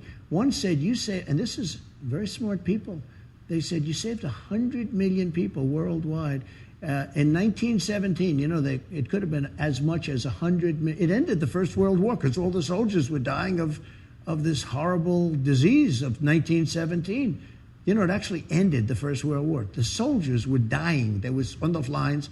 They're fighting, and they're dying of this horrible disease. They said, you might have saved 100 million people, 50 million people. Why aren't you talking about it? I said, I'm not talking about it. But what I did do is I got something done for that specific thing. I also got Regeneron, and I got a lot of therapeutics done, which were great. I also got the robes and the leather and the rubber and all of the different things, the ventilators. Mm-hmm. We did a tremendous job, and it's never, they appreciated what I did with the economy. I got a lot of good marks on economy. I got a lot of good marks on a lot of things, rebuilding the military, getting rid of ISIS, the biggest tax cuts in history. Supreme Court. I never got, I think, the credit that I deserved on COVID. And I'll tell you the way I look at it. It came in, and nobody knew it was. We have to put ourselves back then. I had a meeting, and we had a lot of professionals in the Oval Office. They say, sir, something bad is happening in the world. I said, what's that? And they said, people are dying. They're dying in China, in this area, and there was pictures of body bags all over the place, black body bags, satellite pictures, and they were all over. I said, that's strange. And then they'd have another meeting the next day, and the next day, and the next day, and all of a sudden, They had something where the first person died in the United States and then another. Yeah. And then it died. Then they started dying all over Italy and all over Europe. Nobody really knew what it was, Megyn. I hear you. Okay, so that is the full segment. All of that is directly in context. That is the full context. And undoubtedly, there are probably moments during that segment that you cringed and thought, man, Trump should have answered that a little better. And maybe he should have.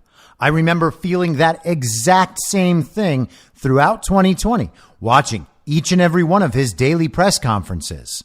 Now, maybe I missed one or two along the way, but I definitely didn't miss many. I was a single guy who just had his career ended by California's COVID policies. And in those first weeks and first couple months, everybody kind of thought, maybe this will go away quickly and society will reopen and we can resume our normal lives. And during that period, there wasn't a whole lot else to do. So I spent my time paying attention to what was going on and studying coronavirus statistics online, trying to learn everything I could about what was happening and what the data said and what it all meant. I could tell very quickly that what we were being shown on television was not representing the actual data, and it wasn't representing the reality outside the front door. Those videos coming in from China and from Italy with people dying in the streets, that didn't happen at all here. I talked last week about how early on we realized the disease had actually been around for longer than anyone thought. It was around 3.5 to 4.5 months before anyone took the slightest step toward mitigation. Concerts were open, sporting events were open, bars and restaurants were open, schools and churches were open, and there wasn't some mass die-off. The pandemic, quote unquote, had been in our presence for a while with no mitigation. And that meant that it either wasn't as transmissible as we were being told, or it wasn't as virulent as we were being told. It was less likely to kill people. Now, people with families or people who kept right on working throughout that period, they had other things to do. They had other priorities. And I totally understand that. Not everybody had the same time to devote to all this stuff as I had. But I did devote my time to it. I watched Trump's press conferences. I watched Gavin Newsom's press conferences and Andrew Cuomo's press conferences. I spent my days watching statisticians and epidemiologists on Twitter analyzing the official data, and they were coming up with different interpretations than what was coming from the TV and what was coming from people like Anthony Fauci. And I began to realize that while Donald Trump was not right about absolutely everything, or at least not in any way that I could substantiate, he seemed to be trying to tell the truth, and he certainly was much more right than the people on television and than the Democratic governors. And he was much more right than all the conservative incorporated influencers and media who were tracking along with the central narrative and talking about the data and saying things like, better safe than sorry, and if it saves just one life, it's worth it, even for things that did not have the potential of saving any lives. The dynamic at the time was that all of the very serious people, the very serious intellectuals, all the supporters of the uniparty right and left, the party of false decorum, all the people who for years and years had said that Donald Trump was stupid and weak and incompetent and a narcissist and reckless, and his supporters were a bunch of gullible rubes and cultists and now idolaters, who were just giving all their money and power to this guy, and they would just do whatever he said. All of those people out there, they tracked the central narrative on COVID for almost the entire time. Certainly throughout Donald Trump's term, they were calling Donald Trump unserious. They were saying that Donald Trump was wrong about all these things. He was not listening to the experts. He was not properly interpreting the science. The uniparty left painted him as a villain, a con artist, an idiot who cared more about his re-election chances than he cared about people's lives. And on the uniparty right, they did what they always do. When Donald Trump does something that they like, they say, oh, well, he's finally listening to us. If he listened to us all the time, he would be in much better shape. And then when he does something that does not align with their interests, They say the exact same things the uniparty left says. Donald Trump is a rube and a narcissist. He's incompetent and weak. He's doing all of this for his own benefit, his own ego, and his supporters just do whatever he says because they're cultists and now idolaters. And since that time, the early adopters of reality among the standard issue villagers in the uniparty right have determined that because they were more right than the uniparty left, they were the people who were correct about COVID among the people around the intellectual kids table. They believe that they were actually on the vanguard of fighting against the COVID regime. But that is fundamentally false and incredibly dishonest. Although it is also a byproduct of staying around the intellectual kids table. So it's possible that all of them actually believe that they were leading the charge against COVID, even though they were not at all. Like, not at all. The people leading the charge against COVID were the quote unquote conspiracy theorists who were calling it a plandemic from the start. Those were the people leading the charge, and those people were ahead of me. Now, I did a big segment of an episode about this just within the last couple of weeks, so I don't have to rehash it. But it wasn't more than a couple of weeks into COVID that I realized we were getting absolutely lied to about the entire thing, and virtually everyone had swallowed the whole thing hook, line, and sinker. And they immediately became tools of the regime where they would enforce through the same incentive and punishment structure every element of the COVID regime and the COVID narrative on their fellow citizens. I'm talking about the people who would be telling you to mask up at the grocery store or complaining that you weren't standing far enough away from them, believing that social distancing was going to save you. All of these people throughout the entire time, uniparty left or uniparty right, all of these people were mad at Donald Trump and Donald Trump supporters, either because they are directly part of that hate movement or because they thought if everyone just went along with everything, then we could get back to normal. They bought that. Those are the people now telling us that they were the intellectual vanguard and the resistance against the COVID regime. The people whose driving principle was that if we just all went along with it, we can go back to normal. Those are the people now telling us that they were the intellectual vanguard. They were the responsible people resisting the COVID regime. It just so happens that they started a year or a year and a half too late.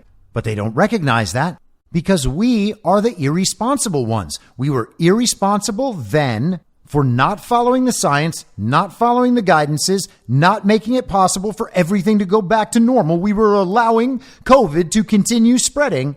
And now we're irresponsible for not accepting their objective truth about Donald Trump and rejecting Donald Trump. It's like Scott Adams said about the vaccine. They were right for the wrong reasons, while Scott Adams was wrong for the right reasons. He did the proper analysis and came to the wrong conclusion, whereas we did virtually no analysis and came to the right conclusion.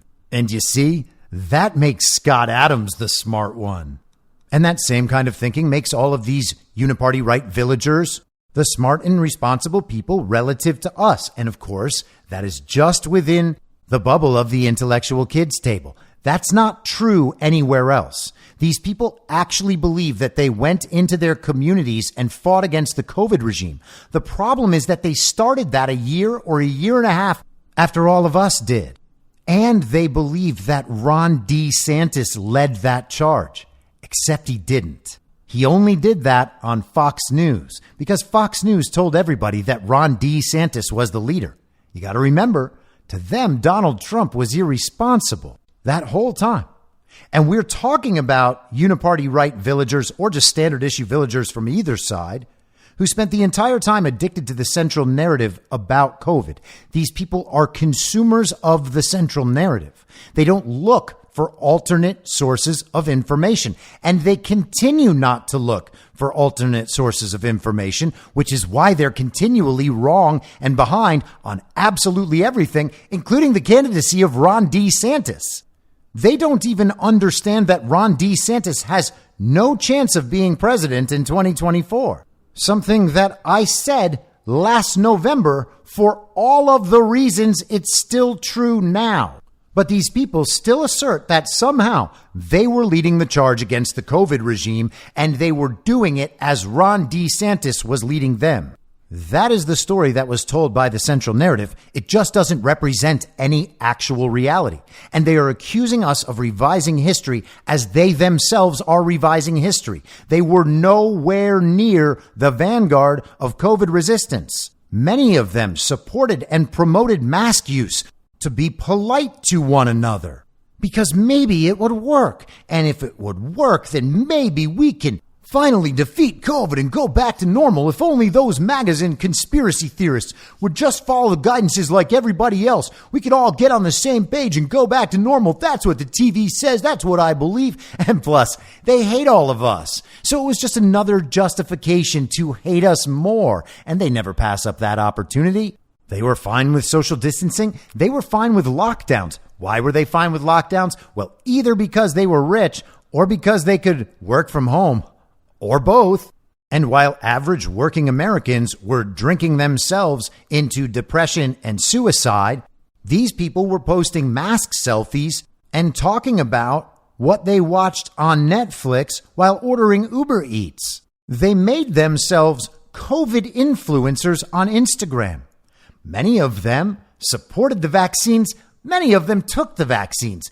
Many of them took the vaccines and then bragged online about taking the vaccines. A bunch of the prominent DeeSantis Simp accounts still have the history of all of this online. It's not hard to find. You can go to their Twitter pages on the mobile app, use the little looking glass, the little spyglass, the little magnifying glass up in the top corner.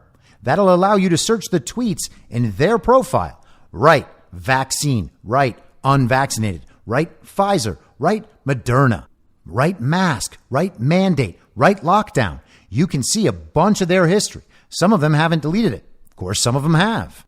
But these people weren't leading the intellectual vanguard. They were actually pushing the central narrative. They were pushing the regime policies out to their followings. And now they are out there saying that Donald Trump was irresponsible about COVID, and now he's lying about it.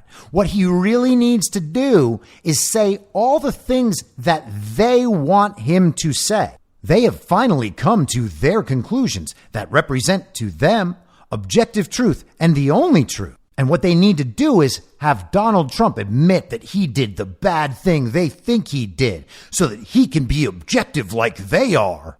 And then as soon as he does that, they will blame everything on him, which is the exact same thing they have tried to do with the vaccine. Now, Donald Trump talks about saving all these lives. I've done entire episodes on this subject, so I don't need to rehash it right now. There is an episode called The Trump Vaccine. Whatever platform you're listening to this podcast on, you can search my podcast and find that episode. I did it this year. The date on that, by the way, is January 17th. He talks about having saved lives with getting that vaccine out. Now, that vaccine coming out ended lockdowns. It ended the justification for lockdowns.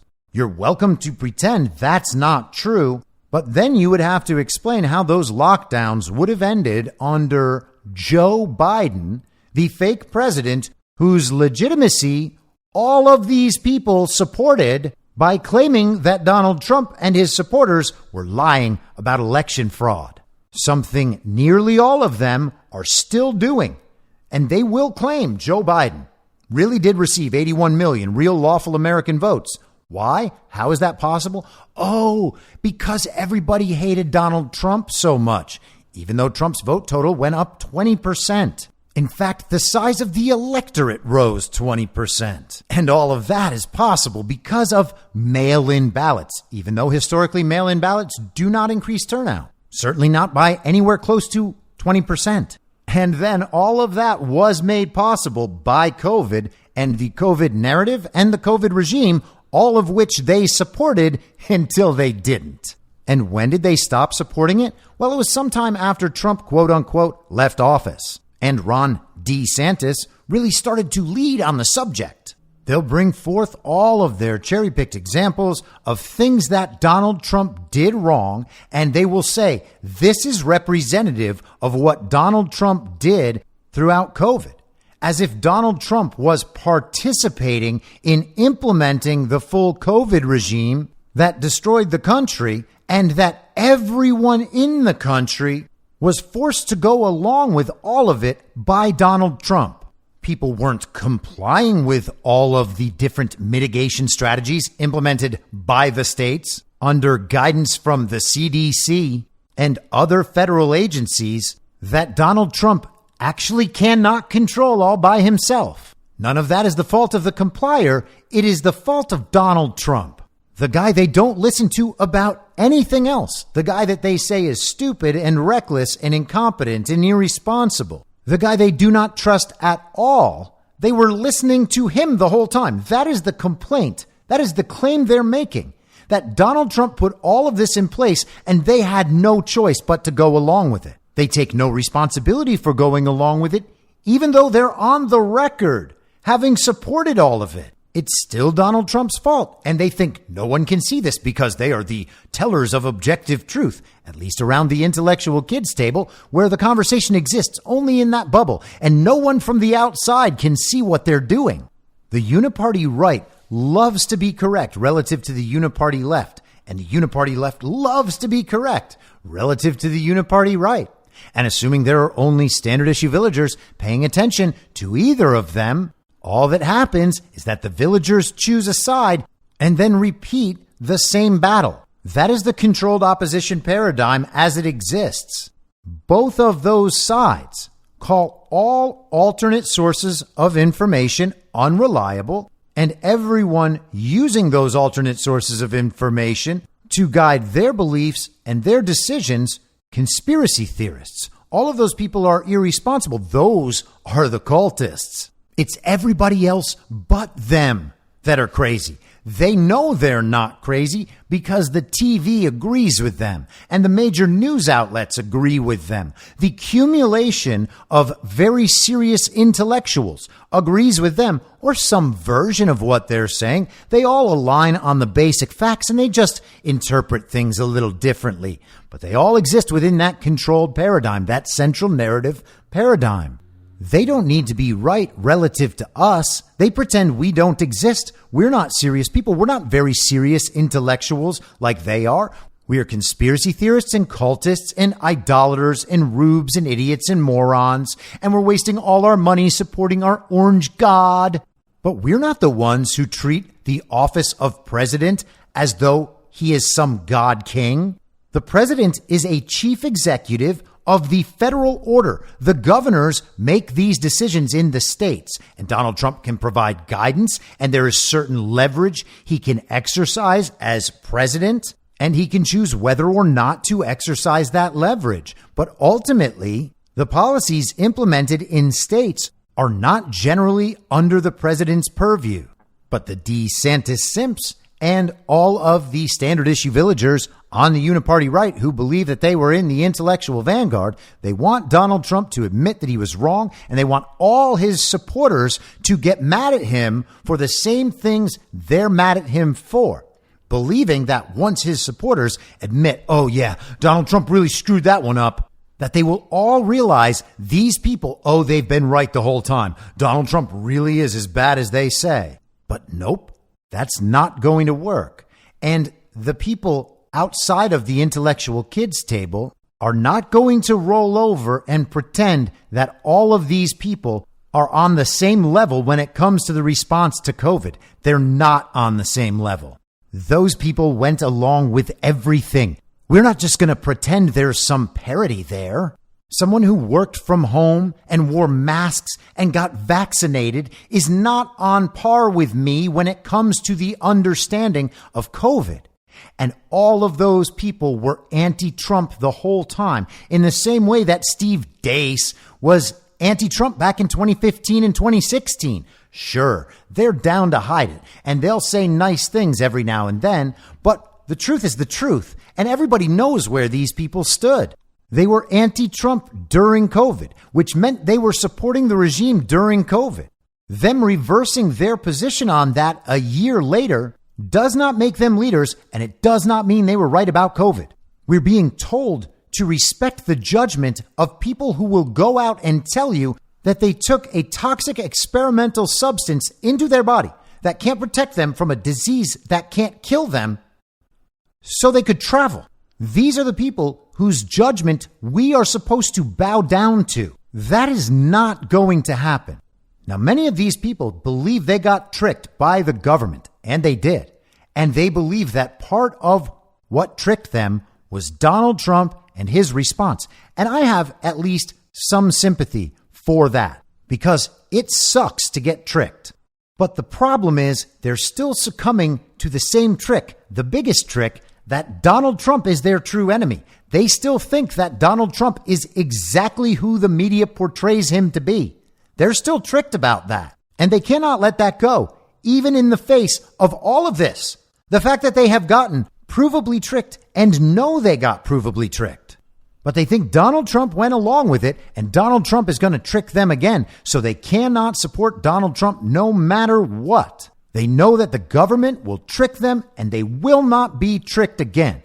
They have a saying in Texas. They have it in Tennessee too, but they have it in Texas. You fool me once, shame on you. You fool me twice, well, you fool me and I won't get fooled again.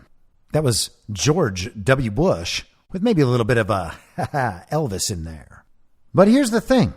The government is still tricking them about our elections, and they know it, and they're not upset about it because the people they're supporting are going along with the government in tricking them about our elections because they hate Donald Trump and his supporters and simply just can't get over it.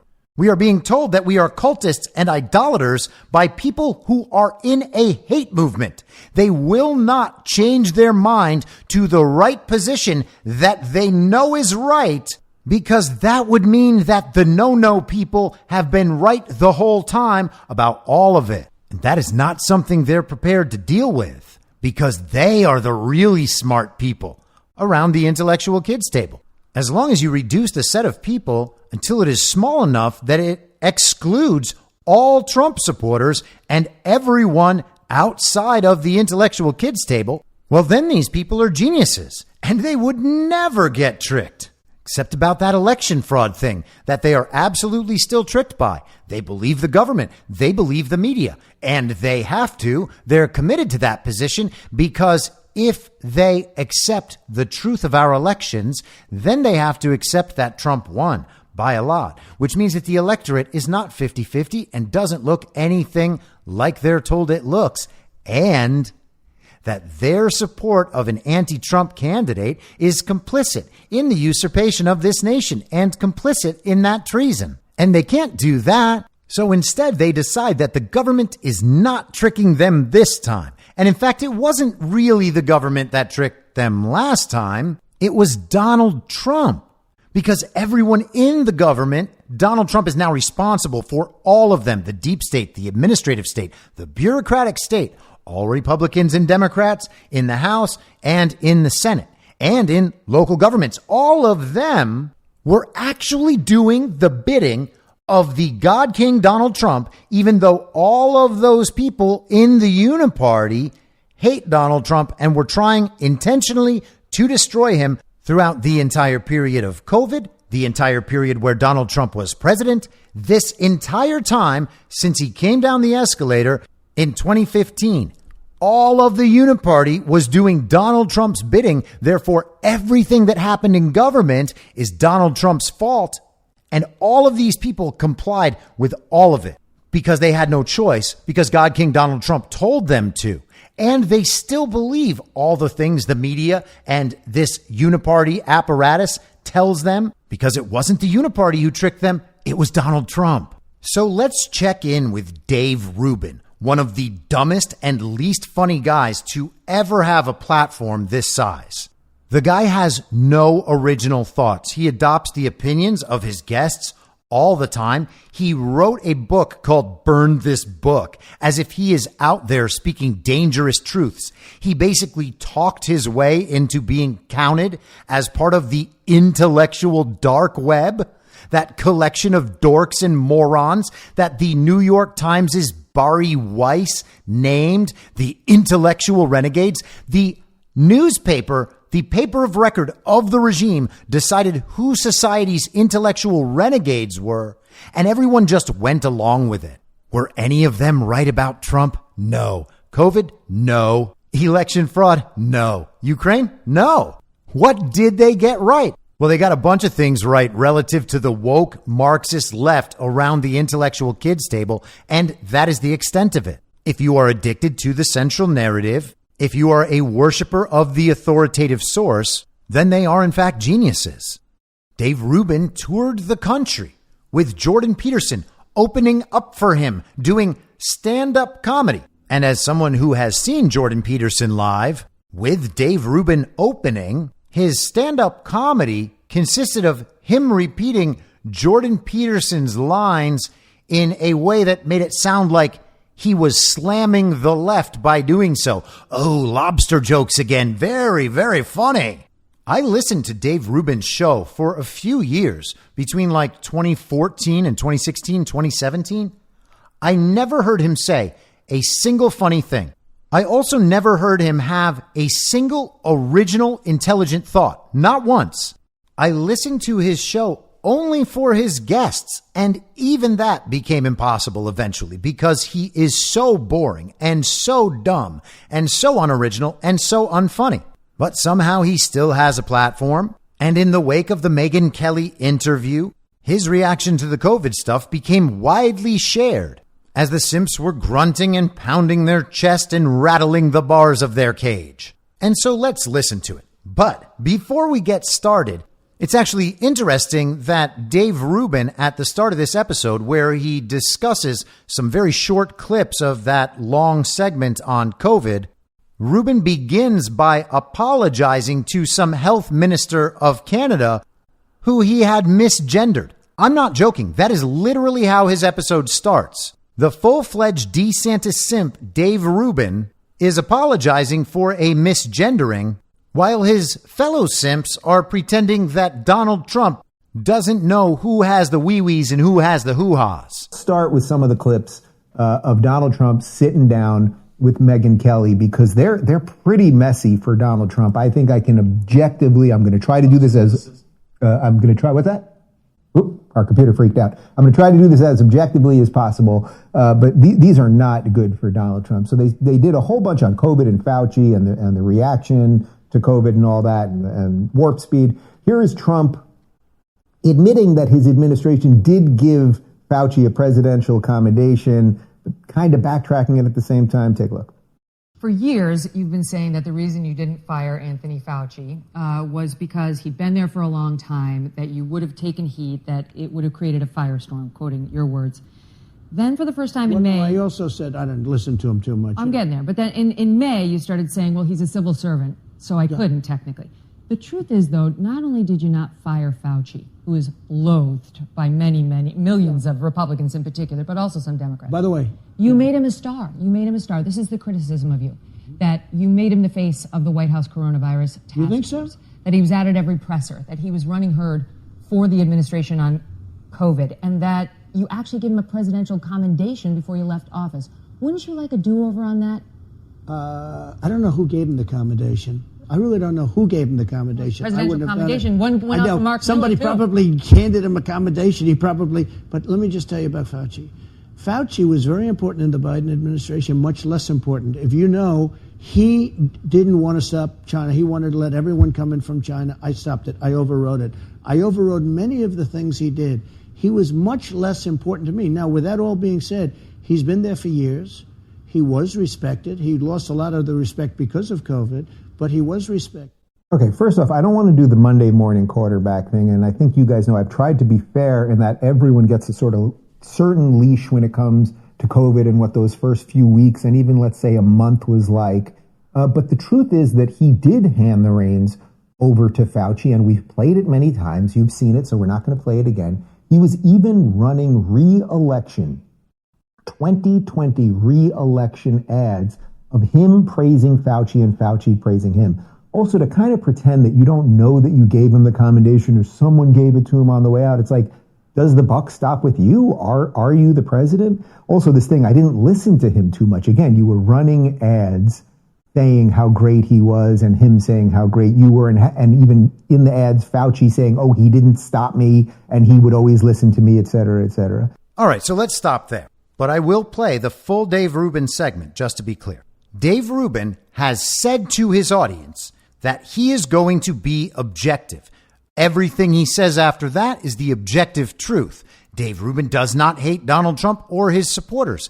Dave Rubin is the most objective guy ever, which is why he's supporting Ron DeSantis, because Dave Rubin knows that it is objectively true that Joe Biden received 81 million real lawful American votes. And if somehow that's not true, then Dave Rubin supporting someone other than the duly elected president would make Dave Rubin complicit in the usurpation of our country and the treason. And he would just never do that. He is objectively telling the truth because he's able to discover objective truth. Everyone who is a very serious intellectual, part of the intellectual dark web, after pushing himself into it, well, he's the keeper of the objective truth, and he tries to be fair to everyone. He tries to give everyone some leeway about that whole COVID thing because we don't really know what was going on. But that said, not Donald Trump. Everybody else but Donald Trump, like Dave Rubin, the people at the Daily Wire, the people at the Blaze, the people at Town Hall, the people on the Ron DeSantis campaign, and Ron DeSantis. They were all wrong in supporting the central narrative, supporting the COVID regime throughout until it was safe to not do it. You know, after Donald Trump was gone, and then they stopped doing it and started resisting it. And so what they're going to need is a mulligan for that whole time when they were going along with everything, which is why Dave Rubin tries to give everyone the benefit of the doubt, except Donald Trump. That's part of the objective truth. So a re-election commercial that the DeeSantis Simps have reconstrued to mean that Donald Trump supports Anthony Fauci means that Donald Trump supports Anthony Fauci, and in fact supported him the entire time. He made Anthony Fauci a star. Now, we all enjoy that Donald Trump pushed Anthony Fauci out to the front because now everybody knows who Anthony Fauci is. Everybody knows about the structure of the NIH and the NIAID and our public health community. Everyone now knows about the kind of awful experimentation and study that they do and the terrible products they produce and the cost of those products on real people. This period represents the greatest backlash to big pharma and the biomedical regime ever. That doesn't happen without putting Anthony Fauci out front. But Trump did not go along with Anthony Fauci and did not support Anthony Fauci, and every human that was alive throughout that period knows it. Donald Trump was defined and identified by the mainstream media and the uniparty right and left as the person who would not listen to the experts. That is Donald Trump's reputation throughout COVID. You can't just go around 3 years later pretending that's not true and that Donald Trump actually just went along with the whole thing. That makes no sense at all and doesn't represent anyone's memory of that time. It's not true, which is why no one believes it, which is why after 10 months, this argument has not worked at all for the Ron DeSantis campaign. This is one of the key motivating factors for why his career has been destroyed and his public image has been destroyed. People no longer believe that Ron DeSantis is a truth teller or strong or bold. They believe he's a liar and that he hires terrible liars to be all around him. You can't just revise history and make Donald Trump the guy that went along with the experts and ceded authority to them at every turn. He was in press conferences day after day after day after day, saying the things the experts didn't want him to say, talking about therapeutics, ivermectin, hydroxychloroquine, ultraviolet light therapy, that they reconstrued as injecting bleach. He talked about using hydroxychloroquine as a prophylactic. And then the deep state, the bureaucratic administrative state supported by the uniparty, made all of the alternate therapies unavailable for people so that they could preserve the opportunity to get the vaccine out under emergency use authorization. Donald Trump talked about Regeneron and monoclonal antibodies. Donald Trump repeatedly gave people every reason they could ever need to resist the COVID regime. He spoke the entirety of the counter narrative from the White House press room. No one is going to buy that Donald Trump did what the experts said. It is preposterous. And it is yet another example of the dishonesty and the immorality of these people and of Ron DeSantis for putting these people around him. And then we are told that Donald Trump gave Fauci a commendation. Well, everybody on the Operation Warp Speed team received that same presidential commendation. They received it on January 19th, 2021, one day before Donald Trump left office. Donald Trump says he doesn't know who gave that commendation. It's possible that he does and he doesn't want to say anything about it. I suppose it's possible that he's lying, but that would be a pretty ham-handed approach to that. It seems unlikely. I do not know the process of how that went down, but a day before his term ends, a bunch of presidential commendations go out. That could be someone else in the administration, and Donald Trump, for whatever reason, doesn't want to announce what exactly that was all about right now. Regardless, presenting everyone on the Operation Warp Speed team a commendation is not the same as presenting Fauci a commendation, and it does not in any way mean that Donald Trump loved Anthony Fauci or listened to Anthony Fauci that whole time, when virtually everyone in the country will admit that Donald Trump and Anthony Fauci were in complete opposition at almost every turn, not only in reality, but in everyone's minds, which means that Donald Trump is the living embodiment of being Anthony Fauci. These guys are trying to reframe that now. It is never going to work, which is why it hasn't worked. And considering that their positions on COVID more directly mirrored Anthony Fauci's than Donald Trump's did, they cannot make this claim with any degree of honesty. Except, of course, they're giving the benefit of the doubt to themselves, just not to Donald Trump. Now let's go on with this great intellectual powerhouse, Dave Rubin. The idea also that he didn't fire Fauci because he would have taken a lot of heat. Isn't this the guy? You're fired. Like, isn't that like that? I just, that was a gay Trump. You're fired. But like, he's the guy that's known for firing people. So the guy who was the most important piece of the disaster that became COVID, you were afraid to fire him over heat that you were going to take with the amount of heat that you do take.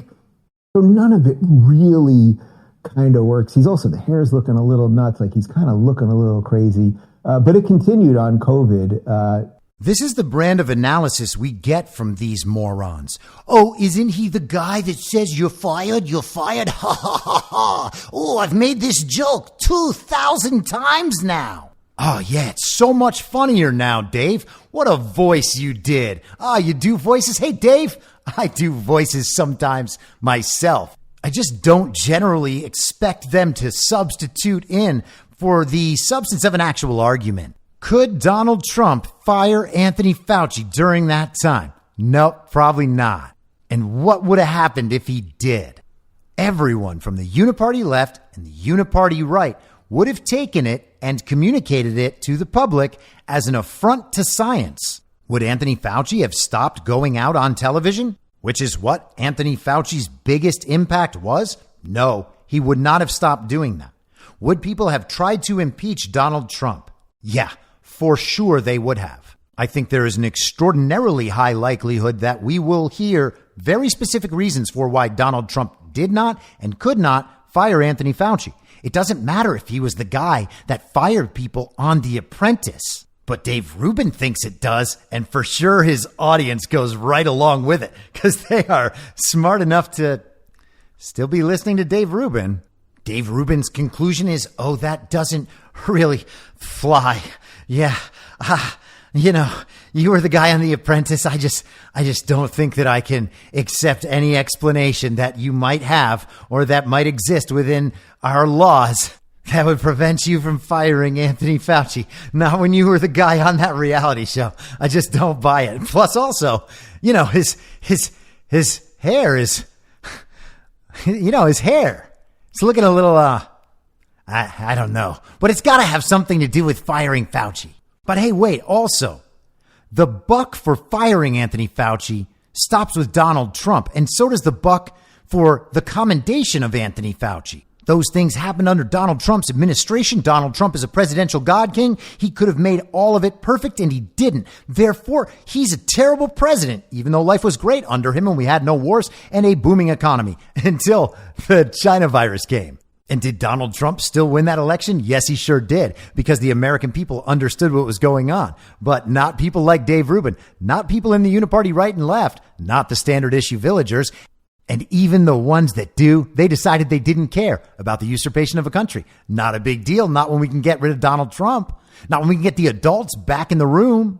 Let's see where the buck stops with Rig D Meatball relative to this awful group of Con Inc. influencers and media who he has surrounded himself with to do his messaging on his behalf. I mean, 15 versus now is a lifetime on the issue of the trans rights thing. I don't know. I mean, I think that, it wasn't just that, he had kind of a flippant opinion on it. I mean, he was really one of the leaders in making this a big issue culturally and nationally. Speaking of that campaign ad, one of the complaints I've heard about the DeSantis team is they're too online. There was the Twitter Spaces launch, yes, but it's more about the petty Twitter squabbles that we see some connected with your campaign having that will take up 3 days of the news cycle that don't really amount to anything substantive for the voters in Iowa and elsewhere. Is that a fair point? So, look, we have people that are doing this rapid response. I'm not putting my time into it at all. I mean, they're going back and forth. There's kind of a battle that does online. I am not somebody who's following that very closely. It's just not my cup of tea. And so I'm following more about, what's happening. You're the commander. No, I get it. But I mean, but we have people shooting at us too online every single day. I mean, the fact that you asked about people like Paul Ryan, that's all a manufactured online controversy and set of attacks that have no basis in reality. And so there is need to kind of push back on some of this stuff. So I wouldn't say it's too online. I think that there's a place for that. But ultimately, the people in Iowa and New Hampshire, they're not following the latest Twitter war. They're following what's going on in their lives. And I'm very cognizant of that. We have people that do rapid response. I don't really put my time into it. This is a necessary thing because we have people shooting at us. And so that's what happens. My campaign is not too online. He doesn't really have anything to do with it. That's not what the voters in New Hampshire and Iowa are worried about. So what are you saying, Ron, that the buck for how they operate does not stop with you? Is that what we are hearing from you? And I don't think that I am being uncharitable by interpreting it that way. Ron DeSantis's online presence is one of the leading factors in the destruction of his public image and his career. He put these people around himself, and he is now defending their activity. These people are the worst, most malicious liars I've ever encountered online. Again, every one of their anti-Trump, pro-Ron arguments is all three: stupid, dishonest, immoral. Every one of those arguments comes down to they hate Donald Trump. They think Donald Trump is stupid and incompetent, a reckless narcissist, blah, blah, blah. It is all rooted in the improper interpretation of Donald Trump's intelligence and character. All of that a product of their hatred for how he talks, how he sounds, and who supports him. This cannot be separated. This is 8 years of the same thing from the same people for the same reasons with the same justifications the entire time. Nothing has changed. They have no principles, so they will occasionally say they support Donald Trump. And when their interests are aligned, then they for sure support Donald Trump. But the rest of the time, they hate Donald Trump. It really is incredible. But let's get back to Dave Rubin. Crazy. But it continued on COVID. Megyn, who, as we talked about earlier in the week, she is having some sort of autoimmune issue that her doctor believes is related to the COVID vaccine.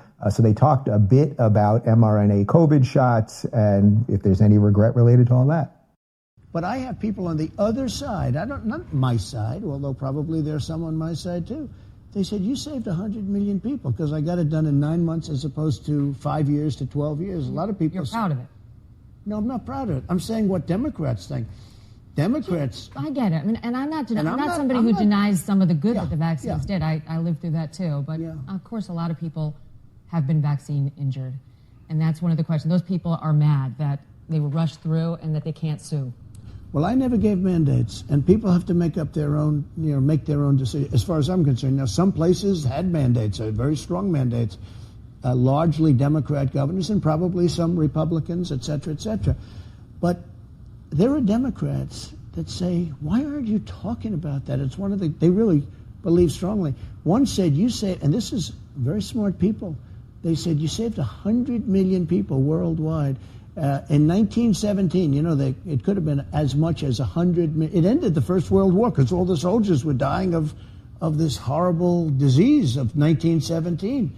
It actually ended the First World War. The soldiers were dying. They were on the lines, they're fighting, and they're dying of this horrible disease. They said, you might have saved 100 million people, 50 million people.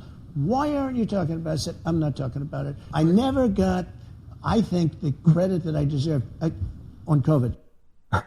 As Brock just pointed out, it sounds like he's running to be a Democrat. The Democrats seem to really love him and the 100 million people he saved. We checked this morning, there's no evidence that the COVID shot saved 100 million people. There just simply isn't there any evidence for that. And if you're watching this and you're one of those base people, I'm always warned by my friends on the right, Dave, don't go too hard after Trump because the base will turn on you. If you're one of those base people watching this right now, do you believe anything that he just said right there? And I don't know what this has to do with the 1917 thing.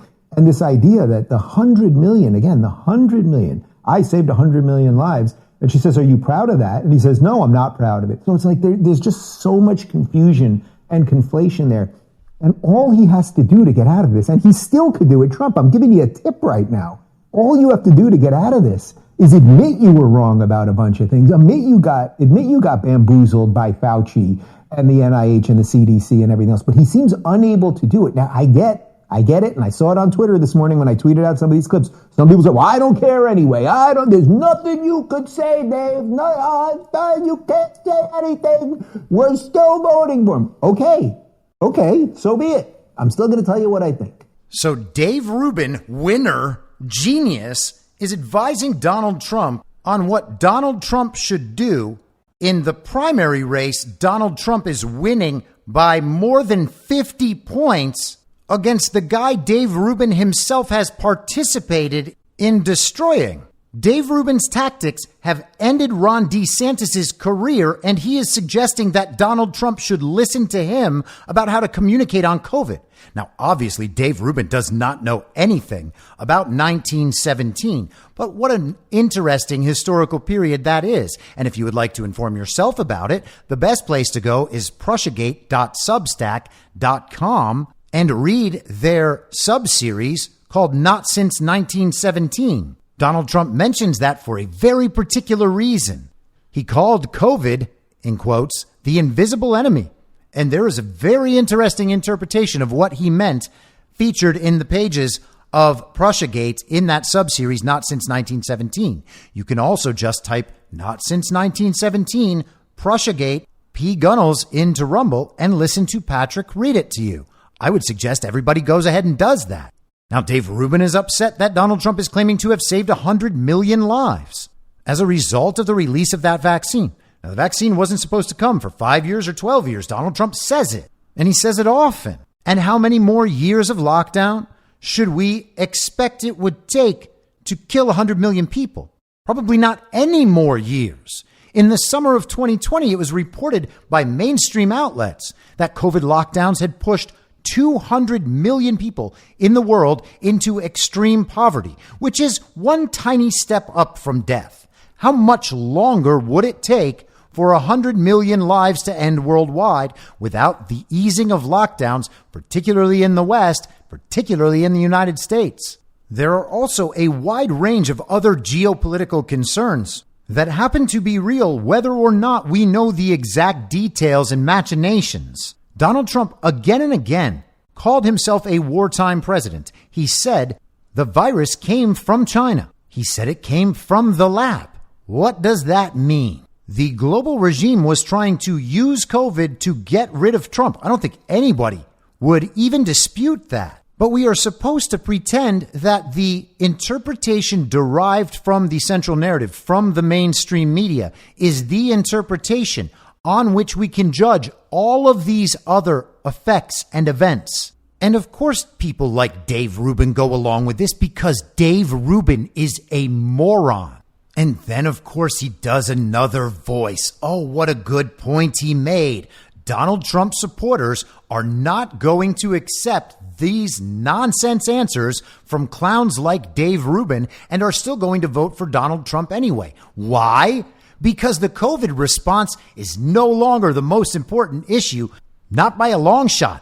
There are actual geopolitical concerns. There are wars to deal with. And there's election fraud that Ron DeeSantis lies about and all of the DeeSantis Simps lie about. And the global regime lies about and the media lies about. And when all that truth comes out, what are these people going to look like? Why don't they ever have the foresight to think about any of those things? And why in the world do they expect anyone to trust their judgment while they're so blatantly lying about all of it? It's a mystery. I would like to compare what he just said right there with a video that the DeSantis team put out, some of the things that Trump was saying during COVID. We did the right thing. We closed the country down. I could have kept it open.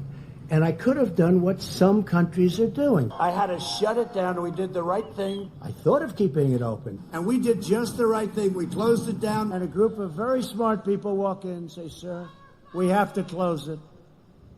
And we did the right thing. They can't do anything without the approval of the President of the United States. Even the Democrats aren't blaming me for that. We had to close it up. Some people wish we never closed it down. We did the right thing. We closed it. It's a decision for the President of the United States. We did the right thing. We had to close it up because nobody's ever heard of closing down a country, let alone the United States of America. We had to turn off the airlines. We had to turn off everything. And we did the right thing. A lot of people have thought about it. Write it out. Don't do anything. Just write it out and think of it as the flu. But it's not the flu. It's vicious. We basically shut down our country. We did the right thing. We had to close it down. The President of the United States calls the shots. And we had to close it down. We did the right thing. They're not working in offices. They're not in airplanes together. And we did close up. We had to close it up, and we did the right thing. We closed it down. We did the right thing. We closed it up. We were told we got to shut it down, stop it, tell everyone to stay home because of this horrible virus, and we did that. We had to artificially close our country. We've done this right, and we really have done this right. That we did the right thing. Everything we did was right. All right, look, I promise you over the course of, we've still got over a year till the national election, and the first votes in the primary are not going to be cast till January. I promise we're not going to drub you over the head with these videos all the time. But in moments like these, where Trump does a somewhat combative sit-down, and again, Megyn did an absolutely great job. I'd like to think I know a little something about interviewing people. And sometimes, when you're interviewing a politician, someone that you know personally and publicly, you're trying to be respectful. Even when you hear them saying things that are untrue, they're also saying a lot of things at once. You want to pick the moments when you can push back. I think she just did an absolutely great job. And again, these are only two tiny bits of the interview. The full thing will be out later, and if we find more interesting pieces later, we'll cover them tomorrow. But the point is, Trump is showing no contrition whatsoever. When he talks about warp speed, he's still very proud of warp speed. He then says, the Democrats say I saved 100 million people. But your own base and the Republicans, by and large, in the country, think it was wrong. So it's just, I get it. To some people, he can do no wrong. But maybe there's a better choice. Maybe there is a better choice. Oh, there's a guy down here in Florida. And you know what that guy did? He banned mandates on COVID vaccines. He banned mask mandates. He banned lockdown mandates. He even banned gain-of-function research here in the state. I think you know who that guy is. Governor Ron DeSantis Tuesday said he's seeking to protect Florida from what he calls the, quote, biomedical security state, denouncing groups like the CDC and Biden administration for their pandemic protection efforts. They had a lot of momentum. They brought a lot of power to these fights, and they would have won, except for the fact Florida said no. The Republican now offering a plan to make permanent a slew of COVID mitigation bans enacted during a 2021 special session and set to expire in June. If approved by lawmakers, DeSantis' effort permanently restricts COVID shot and mask rules in schools. It prevents public and private employers from hiring and firing based on mRNA shot status.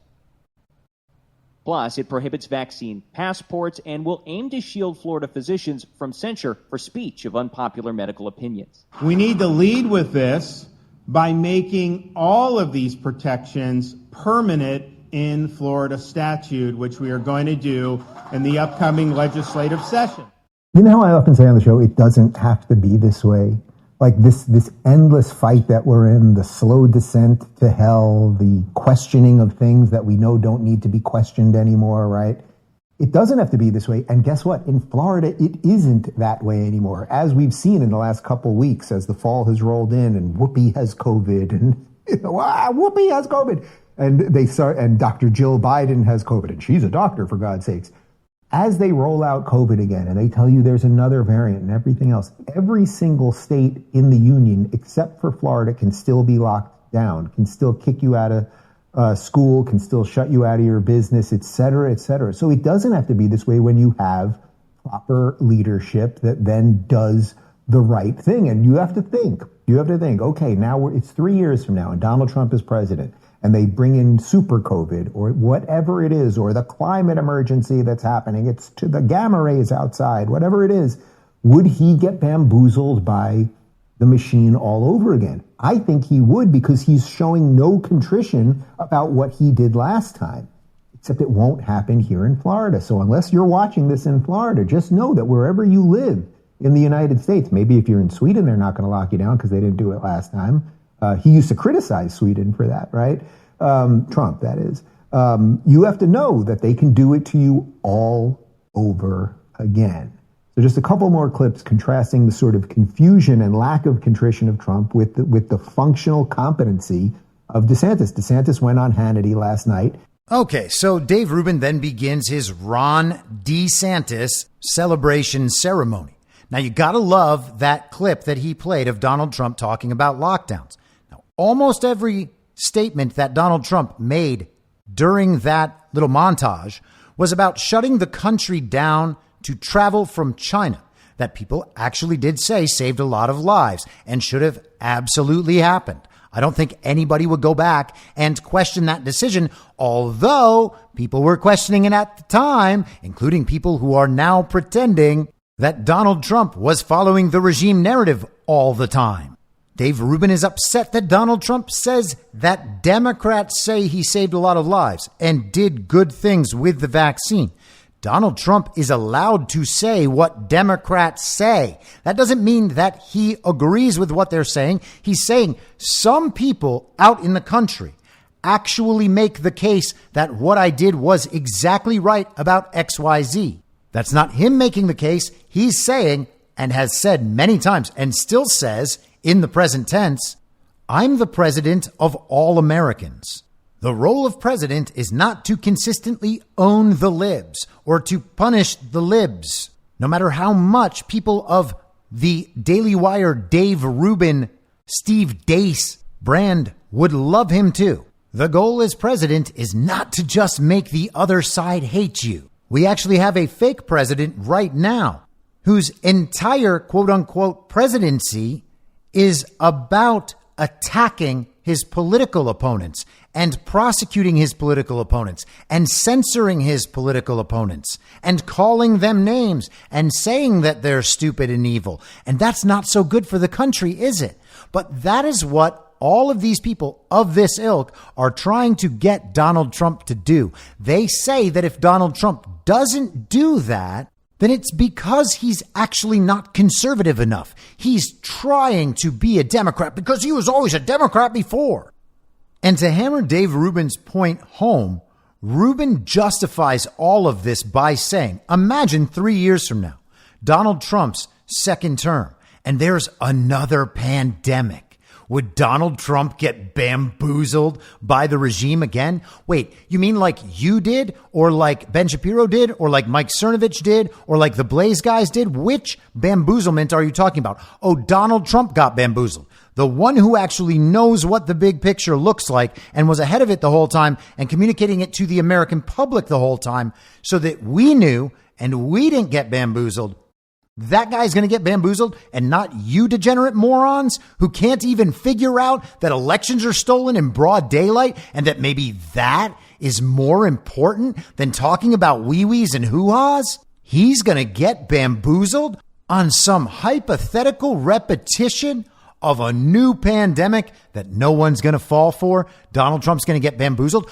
Oh, he's going to get bamboozled on a climate epidemic. Is that what's going to happen? The guy who has done more to ruin the climate change narrative and agenda than anyone else in the country, that guy's going to get bamboozled about climate change. And so we need to elect Ron DeSantis? Give me a break. All of these things, Dave Rubin says Donald Trump needs to listen to the advice of people like him to do better, even though he's destroyed the career of the GOP's rising star. That is what these people have done with this messaging, with this style of argumentation, with all of this nonsense from an alternate reality that only exists at the intellectual kids table, within that central narrative bubble and paradigm. It is all preposterous garbage, and it is not true. This is from CNBC, by the way. Dave Rubin conveniently didn't tell you when all of that praise for Ron DeSantis' pushback was happening. This is CNBC, November 18th, 2021. This is after the whole Delta thing already happened, after we'd already had vaccines for nearly a whole year. Florida limits COVID vaccine mandates, challenging Biden's requirements for private businesses. November 18th, 2021. That is 20 months after the beginning of the so-called pandemic. People were awake to all of this long before that. I lived in Texas that summer. I couldn't go to certain concert venues because of vaccine requirements for the venues. Masks were still required in Austin in March of 2021, and Florida was much the same as Texas. Now, I think I'm going to do a part 2 of some of this stuff tomorrow to get into other parts of these 2 Trump interviews with Megyn Kelly and then with Kristen Welker. But rather than listening to Dave Rubin's selected clips of Ron DeSantis, the greatest governor ever, how about we do my selection of Ron DeSantis's past highlights? So here's the issue, and I deal with this all the time.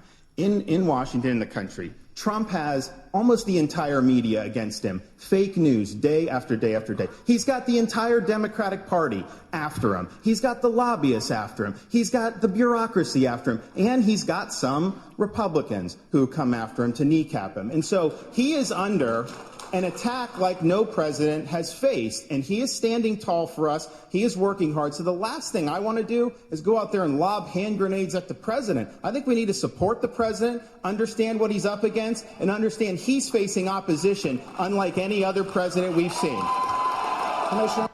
So that was from the Florida GOP gubernatorial debate back in 2018. Governor Ron DeSantis reversed course on Wednesday, announcing a statewide order to stay at home. I'm going to be doing an executive order today directing all Floridians to limit movements and personal interactions outside the home. As far as me taking action to put a shelter in place there in Minnehaha and Lincoln counties, I will not be doing that today. If people see a pub or restaurant and it's packed to the rafters, that's just cut and dry, and that's not just an innocent mistake. And so I told him, no tolerance for that. Just suspend the license. What I did, though, was tell my people the truth. I gave them personal responsibility over decisions for their family's public health, but also gave them the flexibility they needed to keep their businesses open, take care of their employees and their customers. The message, I think, for spring breakers is that the party's over in Florida. You're not going to be able to congregate on any beach in the state. We're talking about the Sturgis Bike Rally, and that has been labeled for almost a year as a super spreader event, which was an absolute lie. We are excited about hosting the rally, though, because it's a great opportunity for us to invite people to the state. Every single beach will have to abide by the CDC guidelines. No more than 10 people. You have to be socially distant. I think we've all recognized that recently with the CDC that they changed their opinions and their guidance based on political pressure at different times. So my message is the vaccines protect you. Get vaccinated and then live your life as if you're protected. We believe that COVID vaccination should be a choice. And we don't believe that people should be divided into two different classes, those that are vaccinated and those that are not vaccinated. The bars are closed, so you're not going to have a place to congregate there. So we would just tell those folks, maybe come back next year when things are better. But that is not what we're looking for here in the state of Florida. We did not shut down our economy, our businesses, our churches, and we did not tell people who was essential and who was not. This is not the business of government. And of course, that was South Dakota Governor Kristen Noem set up against Ron DeSantis. Here's more Ron DeSantis talking on December 8th, 2020 about Operation Warp Speed. DeSantis?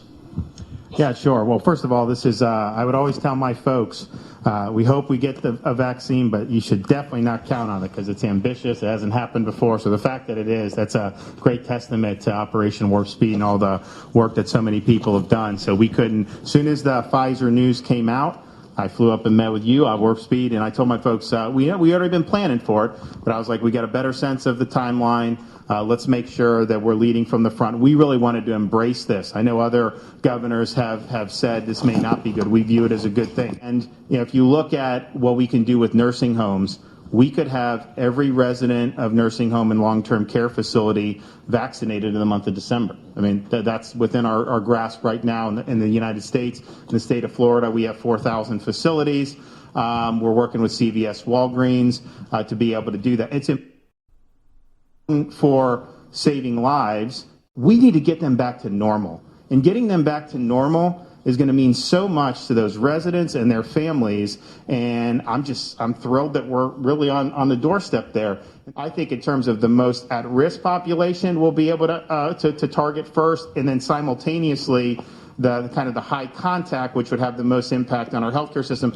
And then we think, based on the numbers, at the end of December, we can start getting it out into the broader senior population, and then January really focus on vaccinating as many elderly people as we can. And so we're really excited about it. We really leaned into it, and then we thank everyone for doing it. This is a really, really significant achievement for our country. And the first shot, it has protection from what we're hearing. That's a huge deal, and that's really great. So that is Ron DeSantis at an event for Operation Warp Speed. The Operation Warp Speed banner hung behind him. He is wearing a cute little blue mask and, of course, his high-heeled cowboy boots. But let's keep going. If you are vaccinated, though, the number of people that end up hospitalized is almost zero. It's incredibly, incredibly low. So I think there's some misinformation out there where someone will say, oh, these people were vaccinated and they tested positive. Understand, a positive test is not a clinical diagnosis of illness.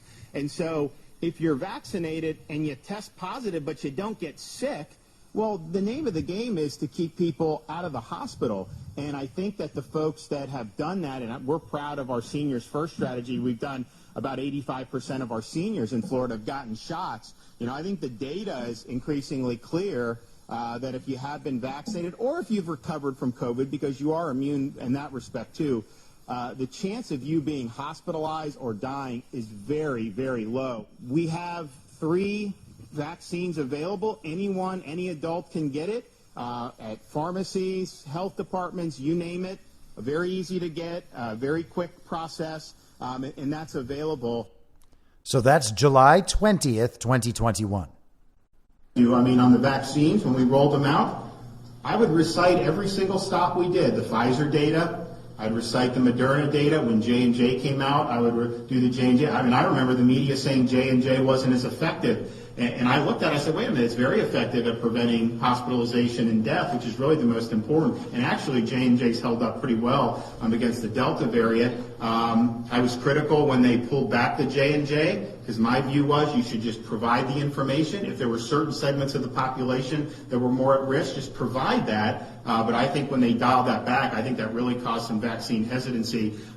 So provide and then now the data we provide about the hospitalizations. Every time I go out, I'm always providing the most up-to-date data that we're getting about how the hospitalizations break down between vaccinated and unvaccinated. And they skew very heavily to unvaccinated. And that's not even telling the whole story, because most of the high-risk people are vaccinated. And so you're really talking about a relatively small segment who is leading to a disproportionate. So those are the facts. That's the data. Ron must have not known about how the vaccinated versus unvaccinated qualifications were laid down. And hey, just for good measure, let's finish with a couple of clips from Donald Trump while he was still president.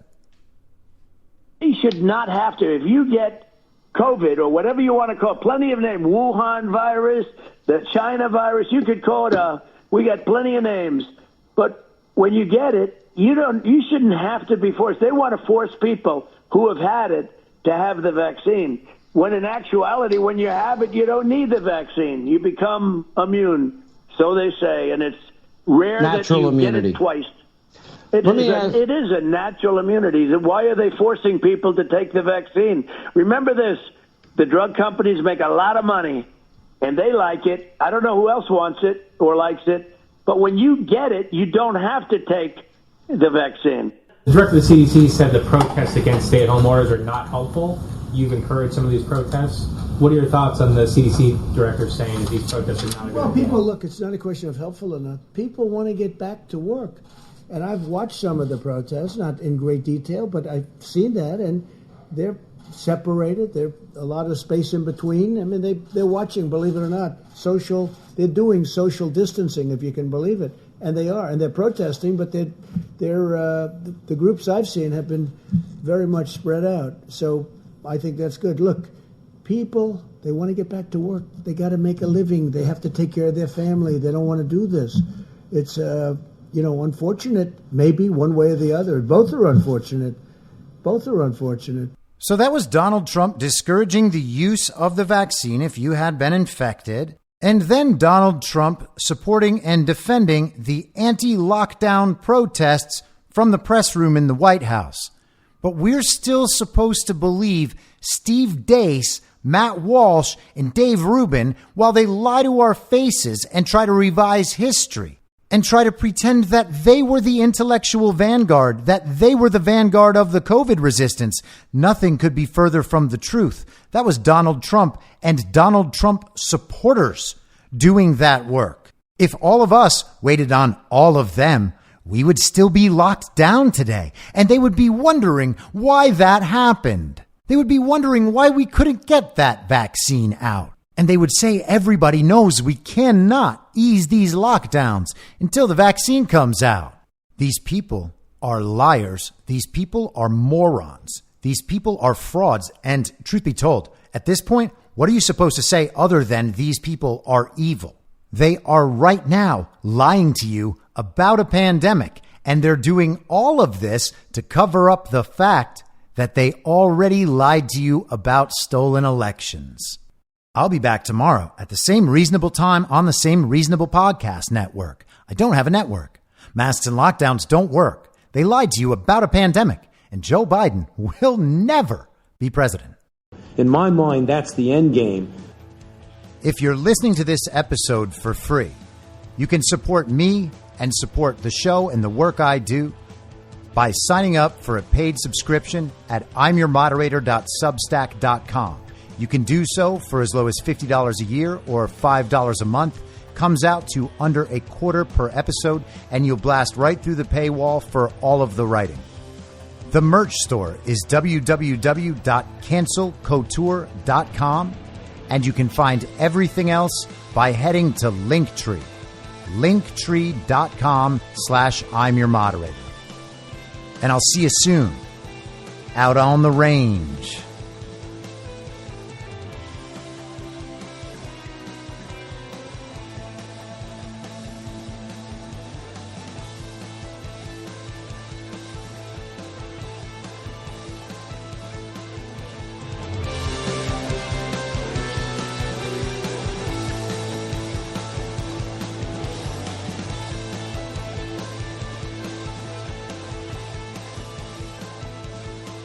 It's happening!